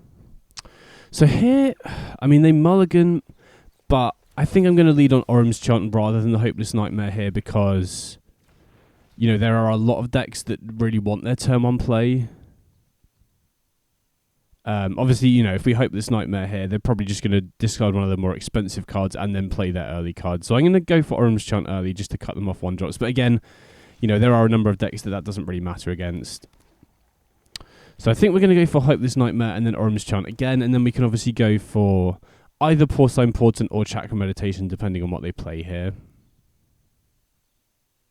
So we'll see what they discard. Hopefully that will give us a clue as to what they're playing. Okay, Labyrinth. So likely against Eldrazi. So I do think since they led on Forest and nothing else, there is actually a decent chance they have Utopia Sprawl in hand. So I am kind of glad I went for the Orim's Chant here. See if they've got a creature. Okay, no creature, so that's good news for us. I think we're just going to go for Chakra Meditation into Orim's Chant. And then the really nice thing now is that we get the Chakra Meditation value going as well, which can hopefully help us dig towards other stuff. Obviously, the opponent does have a turn now to actually do stuff, though. Okay, they do have Ugin's Binding in the yard here, which is worth noting. But, I mean, considering the enchantments we got in play are just ETB stuff, it's actually probably good for us if they end up using the Binding. Because we just get to recast, the Meditation, we get to recast the Hopeless Nightmare. So, okay, they shock in the Breeding Pool, so that's either going to be Utopia Sprawl or another Rumble. Or I guess it could have been a Talisman as well. Okay, they do find Null Drifter, so that does give them a way to use the Ugin's Binding if they want. They also have Thought Not Seer, which they might get. Okay, they go for the Thought Not Seer here, so interesting to know about. So here I think we're going to lead on the Omen of the Sea, and then we'll just go for Orim's Chant during the upkeep. Okay, there is the Invocation, so we do actually have the lock here, which is really nice. So we don't need to shock in the Hallowed Fountain because we obviously don't need to kick the Orim's Chant here. Although we could have potentially held onto the land to loot away with the Meditation, but we kind of need the the extra lands here to ensure that we can keep to be able to go Invocation and Orim's Chant in the same turn. So the main card we're worried about here is Kozilek's Command because they can use that during our turn to exile Orim's Chant from the graveyard. Really hope they don't have it here. We'll have to see. So we'll run out the Invocation. I guess they could also have Ugin's Binding here. Right, they can bounce the Chakra Meditation, and then obviously we can just copy something else and then recast the Meditation. So that only really buys them a turn, but they do also have the Thought Not Seer, so they could use the Thought Not Seer to get rid of whatever they bounce back to our hand. Okay, no Kozilek's Command is huge for us. Right, if we can just keep fading Kozilek's Command, I don't think there's really anything they can do, right? They can obviously, again, like I said, use Ugin's Binding to bounce the Chakra Meditation, but as we get more lands into play, that doesn't really matter because we have, Invocation happens during the upkeep, so we can then, if they bounce the Meditation during the upkeep. Oh, they did have Kozilek's Command. I mean, that feels like a pretty big misplay, right? They definitely should have exiled the Orim's Chant, I think, right? Unless I'm missing something. Or maybe if they have a second Kozilek's Command, they're just waiting a turn to do it the next turn cycle, and now they've got a bunch of mana. But that's a bit rough as well, because if they do draw another one, that will break up the loop, and we are kind of out of gas here. But having said that, we do get to start looting off the Chakra Meditation, so we do get to hopefully draw into some gas and get rid of some lands. Oh, wow, okay.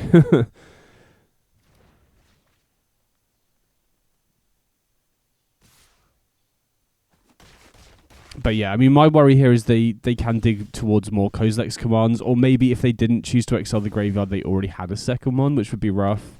I guess we'll find out now, right?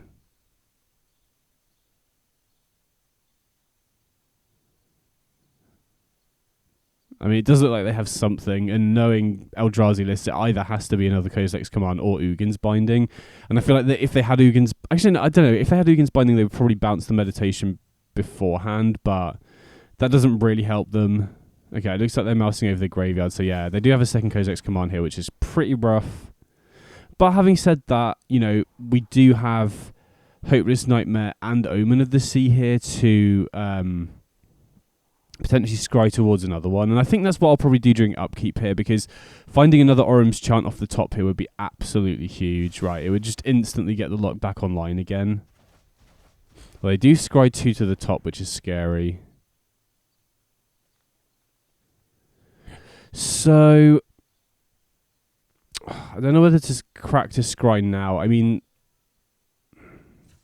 we really do want to find another Orum's Chant if possible. So I'm going to crack it now. We can obviously use the meditation to then copy Omen of the Sea to hope, you know, give us another 2 looks at it.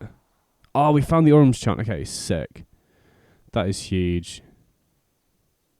And then I think I'm going to keep another meditation here as well, because that then gives us some counterplay to Ugin's Binding, right? If we have another meditation in play, they can't then bounce the Chakra's meditation. And I'm going to hold on to the land here to loot away with the meditation. So now, unless they have the third Kozilek's command, I think we're actually good now. Right, because the this extra Chakra's meditation then allows us to bypass Ugin's Binding somewhat. Although, again, I don't really think that really matters too much, because for Ugin's Binding to work, like I said, they'd have to do it during my upkeep, in which case I can just replay the meditation anyway.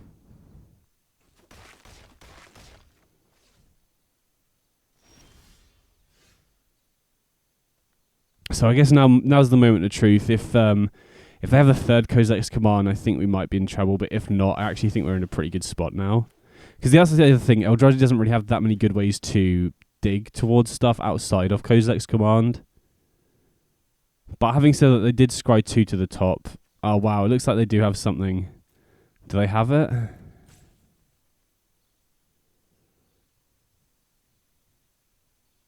Because I can't really think of anything else instant speed that they would likely have game 1. Oh no, they're mousing over my graveyard again. Wow, looks like they have the third Kozilek's command.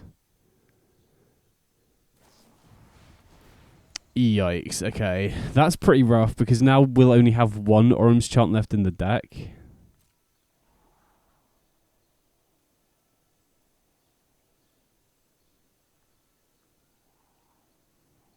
But having said that, we do have Consign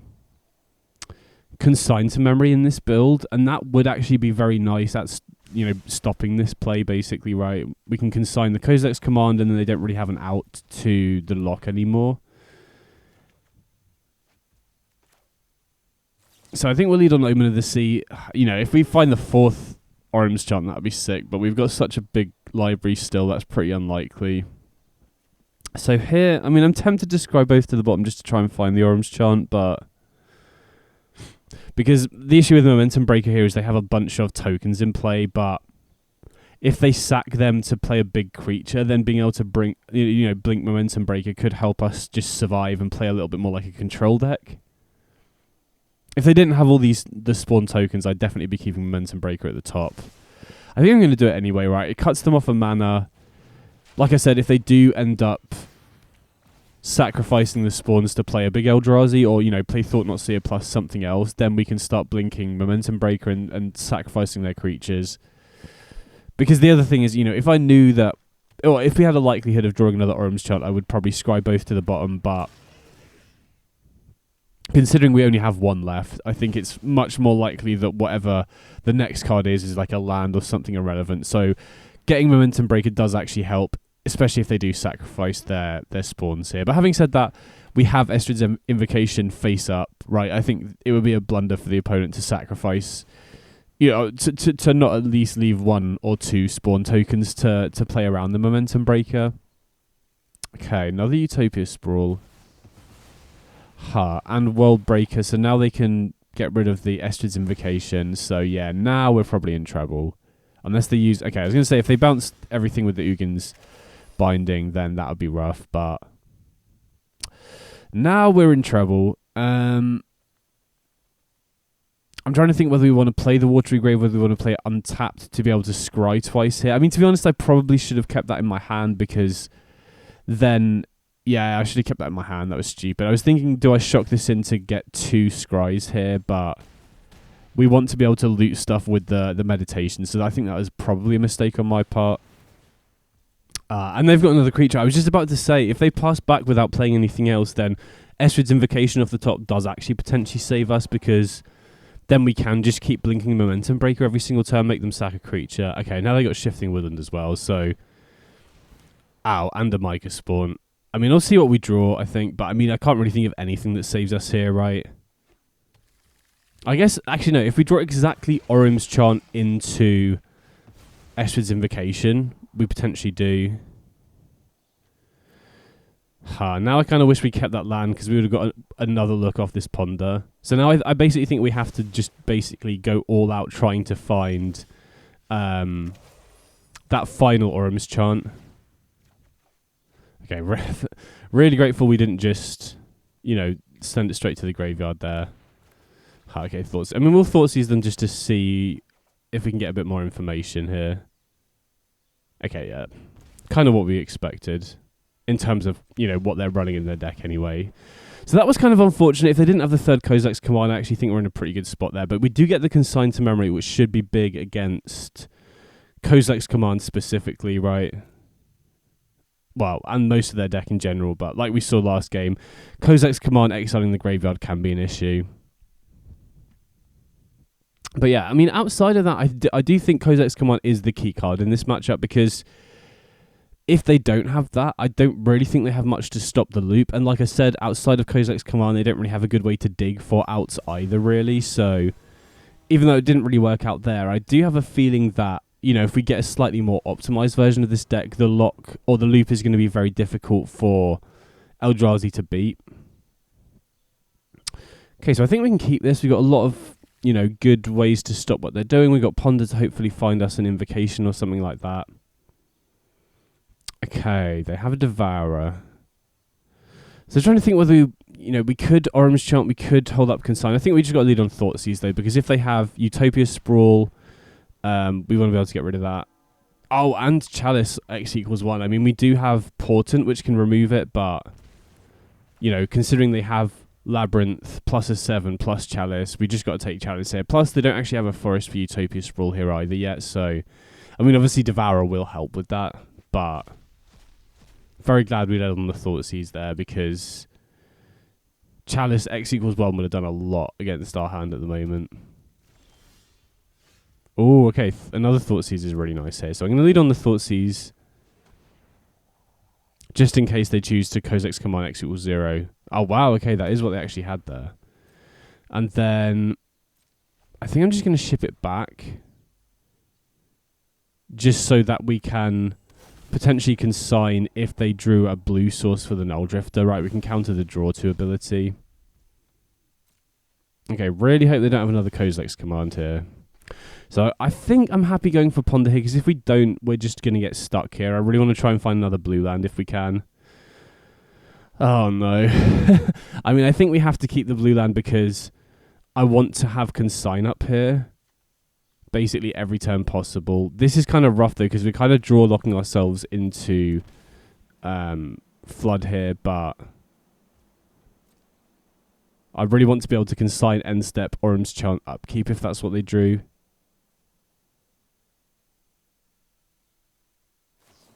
Wow, they did actually have it. Okay.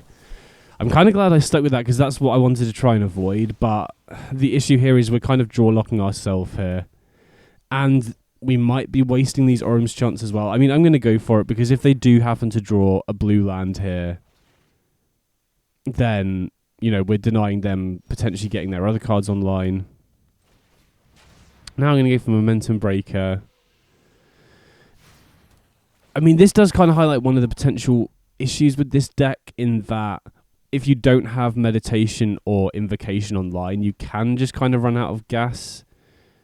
Like, you're very good at slowing the game down, but if you don't have one of your engine cards, you can kind of run out of gas. But we do have a lot of ways to, draw out of it, but we know we've got a land on top as well. So actually, maybe we don't even use the orange chant this turn, because we know it's not really gonna... Yeah, I think I'm not going to use orange chant this turn, because we know that next turn is just going to be land go otherwise. And so, hopefully they just don't draw a land, or they don't draw a coloured land. Oh no, they found a cavern. So, that's pretty rough, because that gives them a way to play the Null Drifter this turn. But it also means that our future consigns aren't going to be very good against them either. Which is pretty rough. I mean, it still works against Kozak's Command, which was the key card last game, but... Now I think we will go for Orim's Chant. I mean, maybe we're supposed to hold on to these lands in case we draw Meditation, and then we can start looting them away. So maybe that was a bit of a mistake. I'm going to kick the Orim's Chant here just in case they're running Line Breaker. I mean, I think it would be mad from what we've seen so far, but with the spare mana, it would be pretty stupid not to, I think.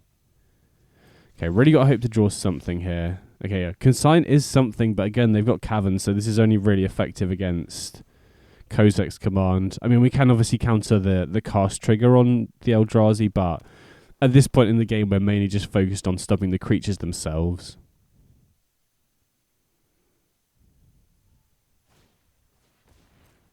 Okay, so there's a Sprawl. Pretty happy to see that. See what else they've got. Okay, another Sprawl. Pretty happy to see that. If they've just got Sprawls, I'll be happy. They choose black. Interesting. Okay, Dark Six Shores. I think I'm going to hold on to that. Like I said, Chakra Meditation off the top then means that we can use Orim's Chant during the upkeep and then loot it away. There's the Sai going into hand though, and that's really frustrating that we've got this Consign here. Because if they just cast the Sai, we can't counter it, but it doesn't have a cast trigger, so we can't really do anything with it. Okay, there's Malevolent Rumble. And Emrakul the Promised End. Yeah, so I don't think we're going to be winning this one, unfortunately.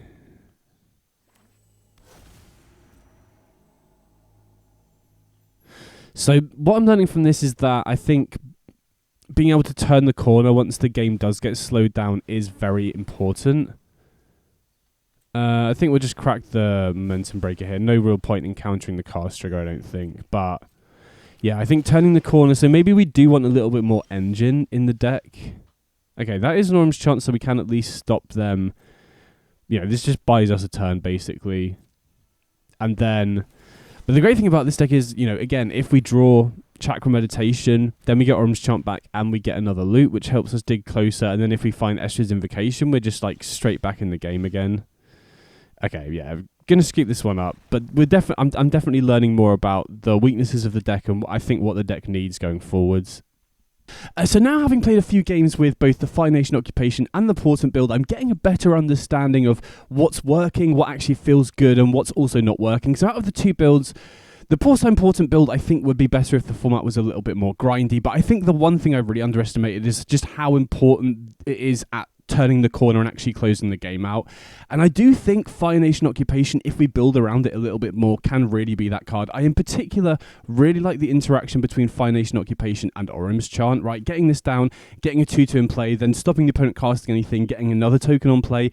It's a really good way of leveling the playing field and actually starting to apply pressure to the opponent as well.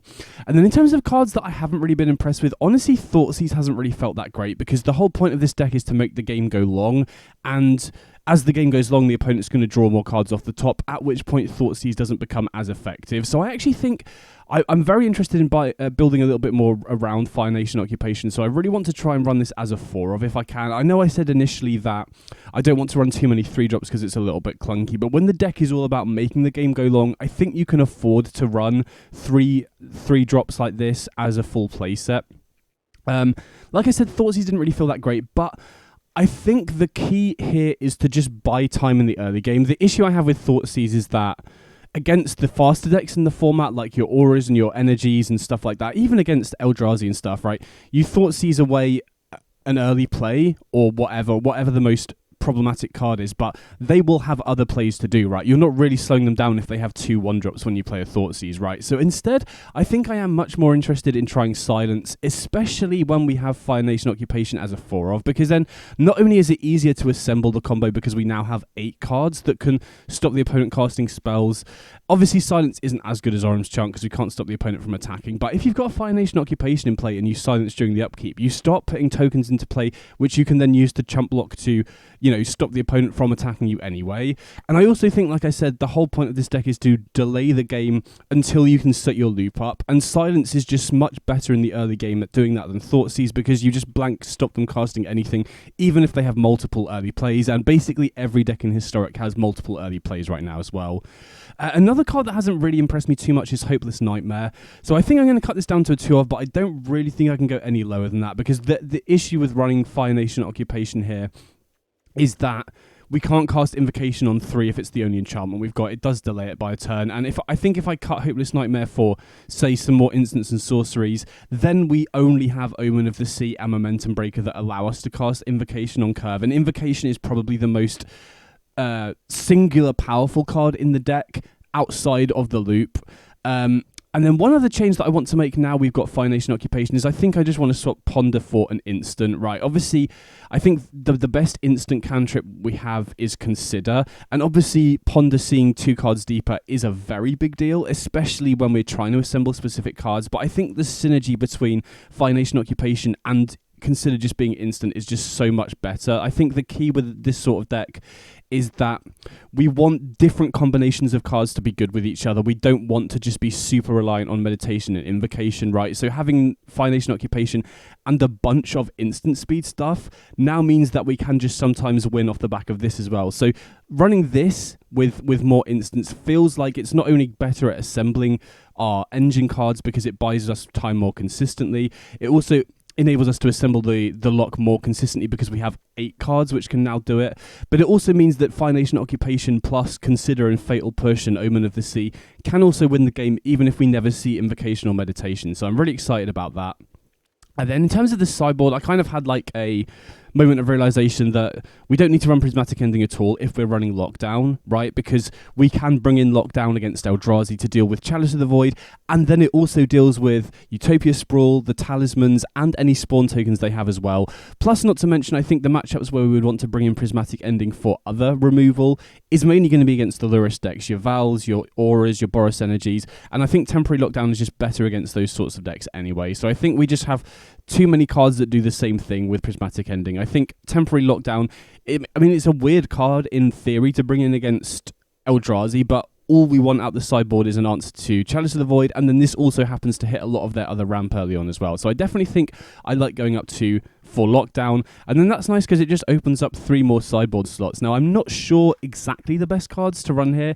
I think I have felt a little bit vulnerable to Graveyard synergy, so for now I'm just going to put Surgical in, but these 3 slots definitely feel like flex slots. So as I play with the deck more and I sort of figure out which matchups are good and which aren't, then I could very well see switching this out for something else. But I'm very happy. I think we do need the 4 High Noon specifically for the Lotus Field matchup because, having said that, Silence and Orange Chant are naturally good against them anyway, but I do feel like it's worth dedicating slots to this, especially because Fatal Push is just a completely dead card, so I do definitely want 4 cards to bring in against them, and it does have some applications in other matchups against more fringe combo decks as well, so I quite like High Noon, and I think, they're in the High Noon decks that we've seen in the past where they main deck it, they also do kind of work kind of well with the Silence and Orange Chant effects as well. So I liked High Noon, and I definitely feel like it's worth dedicating these slots to Lotus Field. Now, as I play this deck more, if this does feel like the better build to run and Silence and Orim's Chant just makes the Lotus Field matchup good enough where we don't need High Noon,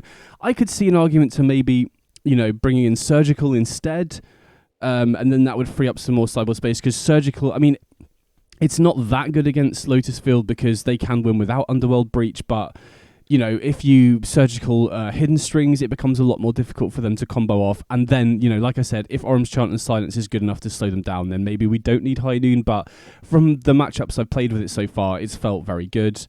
And then, like I said, Lockdown I think is going to be great against the Lurus decks, and also just good against Eldrazi as well to get rid of Chalice and their ramp cards. And then Leyline, I think, again, I like it against Valakut when I've played it, and I haven't played against any Jund decks or any discard spells yet, but I also kind of like having access to it there as well, because then it just, we don't run any creatures, so outside of Abrupt Decay, their creature removal isn't going to do much, and then outside of that, they're entirely reliant on Thoughtseize and Pyrogoyf to deal damage and interrupt our plan, and Leyline Sanctity is great against both of them, so I haven't played the Jump matchup, but in theory, Leyline should be great there as well. So I'm pretty excited about this. I do think this build that I've got here feels like it's leaning into all the best aspects of the deck I've played so far. So yeah, I'm really excited to play it out, and I'll definitely show you at least one match of me playing this build of the deck just to see how it performs.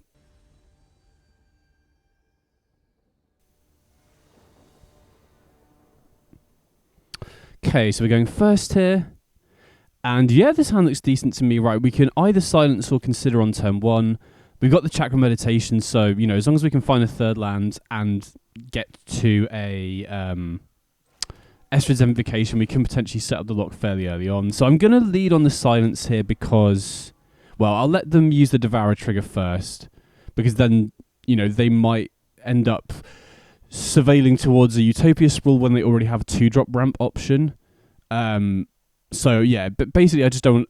I want to hold the information, so they maybe make a different choice in terms of the exile. Now we'll go for silence. So, silence on turn 1 isn't that great against Eldrazi because there are multiple openings where they won't have a turn 1 play. But if they have a Sprawl, if they have a... what am I saying? If they have a... like a imprinted Ugin's Labyrinth into a 2-drop, like a Talisman, for example, then it could make a difference. So... Okay, Forest into Eldrazi Temple and Talisman. Okay, not too bothered about that, to be honest. Okay, and the Utopia Sprawl. So it looks like they did have a Sprawl for turn 1, so I'm happy we did go for the silence, because that would have slowed them down a fair bit, I think. And then I think I'm going to go for Fire Nation Occupation here, because it gets a body in play, and then next turn we can go Chakra Meditation, get back silence during the upkeep, and then not only do we get another token, but we also start looting off the meditation, which can then hopefully get us towards the invocation.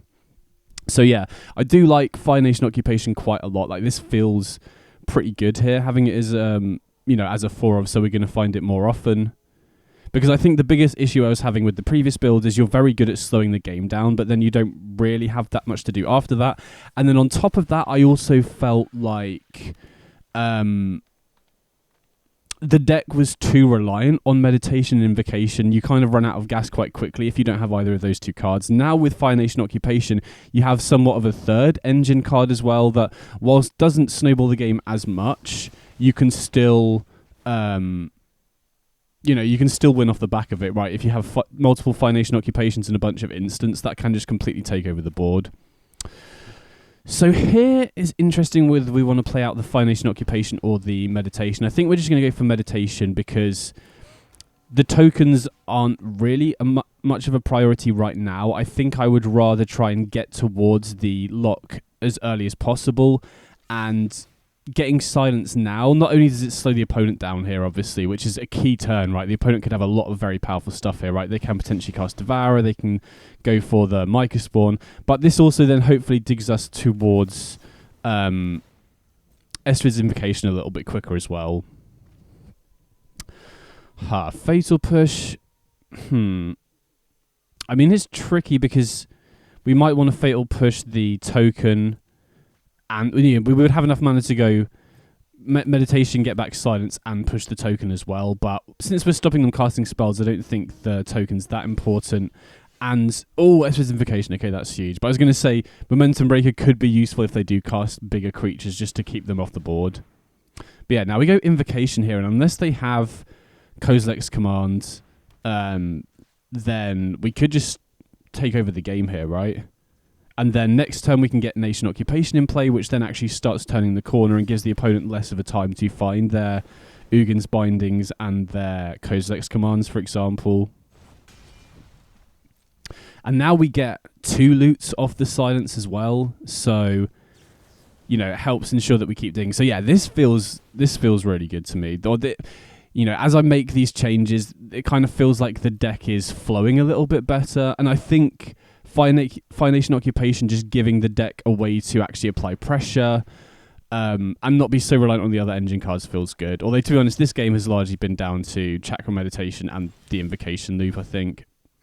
So yeah, upkeep, copy the Meditation, get back Silence. And this is another nice thing as well. We haven't seen Orum's Chant yet. If we were playing a previous build, we wouldn't be able to do the loop here. So having Silence as more redundancy for that part of the combo feels really nice to me here.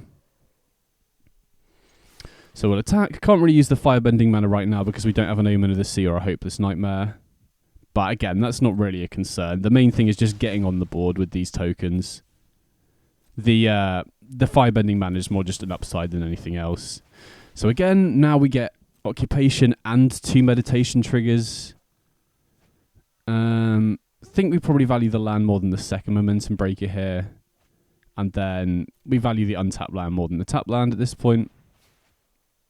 But yeah, unless the opponent finds a Kozilek's Command, even Ugin's Binding doesn't really work here. So they need to find Kozilek's Command or we should just win the game. And this is the thing that really drew me towards this deck as an idea, is that the majority of decks right now in Historic can't naturally beat Silence or Orum's Chant every single turn. Basically, every deck doesn't have that much instant speed, Graveyard Hate, or enchantment removal outside of Kozilek's Command. And the other nice thing thinking about it as well of running Silence is that Surgical Extraction is much less good against us now, because we have, you know, if they extract Orum's Chant, we still have Silence.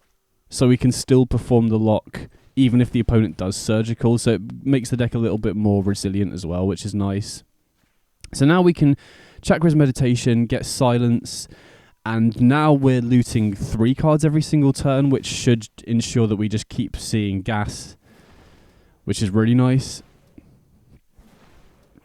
So again, getting for 6 here, and then we're looking at a win next turn. And so they have basically 1 draw step now to find...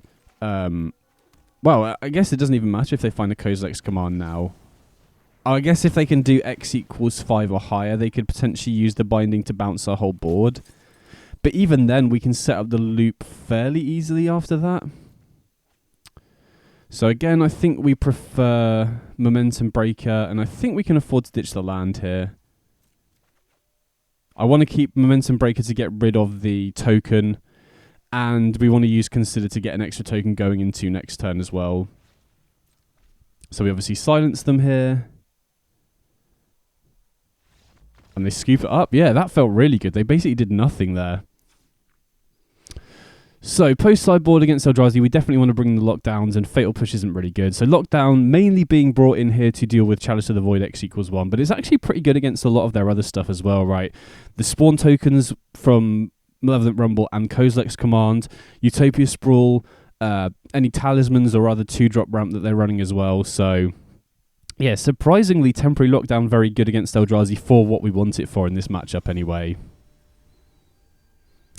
But yeah, post-sideboard, I mean, trying to think of cards they could have that would make more of an impact. I mean, there's a chance they board into Surgical, but like I said, another big advantage I didn't even really consider of running both Silence and Orum's Chant together is that... Sorry, yeah, going to mulligan that because we don't have black mana in that hand.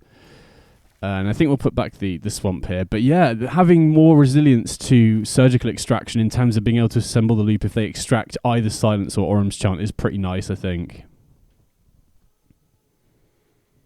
So yeah, this deck, I mean, it feels like we're getting towards a more,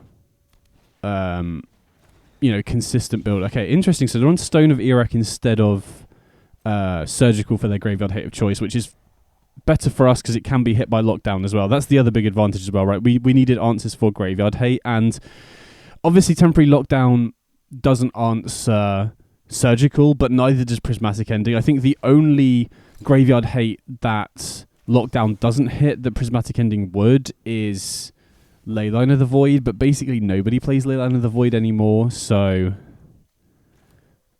yeah, not really too concerned about that if I'm being honest. So here, I think I'm just going to go for Momentum Breaker. They've only got 3 cards left in hand already, so chances are we cut them off a land drop or top end that could actually have a big impact on the game. And then next turn, obviously, lockdown does hit our own momentum breaker, but if they end up bouncing the lockdown with like an Ugin's Binding or removing it with a Besage or something, then we get the momentum breaker back.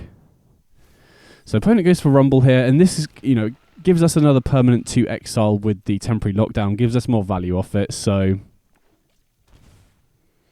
Okay, they shock in, so I don't know if that's representing Ugin's Binding, or maybe it's just holding mana open so they can crack Stone of Erech, right? Because this is a turn where we could play Chakra Meditation. They would want to be able to exile our graveyard. So it'd be interesting to see if they crack the stone here or not. I'd imagine they would with only 1 card in hand. And they obviously want, exiling the graveyard then makes Chakra Meditation, well, dead until we put another instant or sorcery into the graveyard.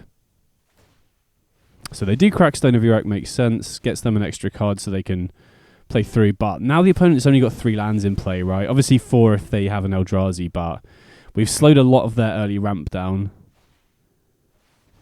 Okay, they do have Null Drifter, so that does help them recover a little bit, but again, they don't have that much acceleration in play, so we don't have to worry too much about their top end plays, although there is another Eldrazi Temple, so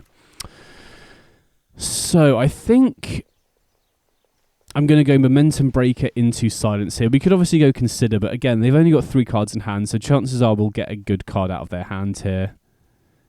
And then we'll Silence during the upkeep.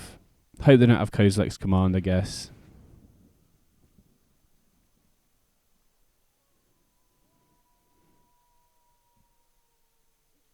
Yeah, they just ship it back. And then we can go... Oh, we want to make sure that we have white mana available once we play the Chakras Meditation. Don't think it really matters as long as we have white mana available. So we go Meditation. I guess if they have Kozilek's Command, that could be a little bit rough here. But we'll see. Okay, it doesn't look like they have it, which is huge for us. Because that's the other great thing about playing against Eldrazi with this. They don't have many ways to dig through their deck, really, outside of Kozilek's Command. So if they don't have it, they're basically... The only threat is them drawing it off the top, really, I think. And then, yeah, I really did underestimate the power of Chakras Meditation's looting ability to keep... Not keep the combo going, but, like, to dig you towards the Invocation once you already have Meditation. And especially when you get it in multiples like this, it's going to be... Yeah, really helpful at assembling the other part of the combo. So we'll get Silence back, set the upkeep stop. And again, I think I really underestimated how much consistency adding redundancy for the Silence effect would be as well, right? Because the issue with just running Orum's Chant is that you're relying on finding 3 quite specific cards in order to combo off. Okay, we found Invocation, that's huge. So yeah, just making one of them have an extra 4 for redundancy is going to be really big for consistency. And it's felt so much better than Thoughtseize. So now we can go Invocation. Again, we've got to make sure that we leave white mana available afterwards. Because the auto-tapper doesn't consider what you would get back from the graveyard, really. So, opponent is in the tank here. I mean, again, they're getting priority. That could be from Ugin's Labyrinth, because I believe they still get the opportunity to tap it to put a card into their hand. But that makes me think they possibly have Ugin's Binding, right? Because that would be the spot they would use it traditionally. But since we have a second Chakra Meditation in play, there's nothing they can do to stop us copying one, right? If we only had one, they could have bounced that with Ugin's Binding, but then we would have likely copied Momentum Breaker and left them with just 1 card in their hand, but it would stop the Silence Loop for a single turn, so... But again, I'm not 100% sure. They could just be slow rolling, they could be bluffing as well, because like I said, I believe Ugin's Labyrinth still gives them priority, even when they don't have anything exiled underneath it, so it doesn't necessarily mean that they have something there, but it's, I do think there's a reasonable chance they could have an Ugin's Binding in hand here. And then we don't really need Momentum Breaker. Fire Nation Occupation is now going to allow us to start closing the game out, which is really nice. So yeah, these changes have felt really good to me so far. Just in terms of the deck just feels a lot smoother, which is always a great sign. Again, I'm still not 100% sold on Hopeless Nightmare, and I'm still not sure that Surgical is the best sideboard card, but the rest of the deck is starting to come together, I think. So we get Silence to hand. Oh, interesting, we get Orum's Chant as well. So now we're just going to run out Fire Nation Occupation, get a 2-2 in play. will silence during their upkeep, get 3 loots, get an extra token as well. And having said that, one of my worries is that if this deck does get good, there's a lot of things that can... Oh, they did have Ugin's Binding. Okay, so glad I got the read on that right. But yeah, my concern with this deck is there are a lot of things that can really hurt it. I think obviously Back to Nature is going to be brutal, and that also is it's not super narrow because it does also do something against auras, for example. Effects that stop you drawing more than a card a turn are also going to be brutal, whether that's a Narset or a Leovold, for example. I think we'll pitch fine. Yeah, I think Foundation Occupation, when we have an Estrid's Invocation, is less important here. But yeah, there are sideboard cards that are good against this. But again, I'm not sure it's really going to take off to the point where people are going to start running very narrow sideboard cards against you. But we'll see. You know, I do definitely want to work on this deck some more. But yeah, now we can go another Invocation here and start copying Foundation Occupation, which then means we start getting 2 tokens during the upkeep off our silence. So now we get another 2/2, get to attack in, get mana, which we can't really do anything with, but again, that doesn't really matter. And then we ship it back. And now we're getting 3 loots and 2 tokens off the silence here. So yeah, this is feeling a lot better to me, I think. I think we're approaching a good build of the deck. So now we got 4 tokens. Pitch the silence because it's the worst of the 2 cards. I think we can pitch the lockdown as well, because even if they do play Chalice X=1, we can still use Invocation to copy lockdown to get rid of it, and we've got a spare Invocation going anyway, so we could still go copy Meditation, get back silence, and then copy lockdown, get rid of the... I mean, it would get rid of all of our tokens as well, but you know, the priority would just be to get rid of the Chalice so that we can keep casting our silences and our Orum's Chants. So we'll copy the Chakra Meditation first here. Get back the silence again. And yeah, opponent scoops up. So they basically did nothing for 2 games. That felt really strong. So in conclusion, I actually really think that this deck has potential legs. Now again, I haven't faced all of the top tier decks right now, so I definitely have to test some more. I also think Hopeless Nightmare, this is definitely a flex slot. I think you need to have a 1 or 2 mana enchantment that's good to copy with Invocation in this slot, but I'm not sure Hopeless Nightmare is the exact one. So going to be testing more to see if I can find a better card there. And then again, I'm really not sure Surgical is the right choice in this flex slot here, but you know, as we play more and we figure out which matchups are good and which aren't and which need more attention post sideboard, this slot is probably likely to change there as well. But again, I think the early signs are optimistic with this list. I'm definitely going to keep testing it, see if I can come up with a more optimized build, and then hopefully we'll either have an under the meta or a full deck guide video on a more finished version. But yeah, very happy with how this one ended up. If you've got any suggestions for how you could improve the deck, especially in the Hopeless Nightmare or the Surgical Extraction slot, definitely let me know in the comments. If you've got any questions about the deck at all, definitely let me know in the comments as well. Either way, hope you enjoyed the video, and I'll catch you all in the next one. Big up.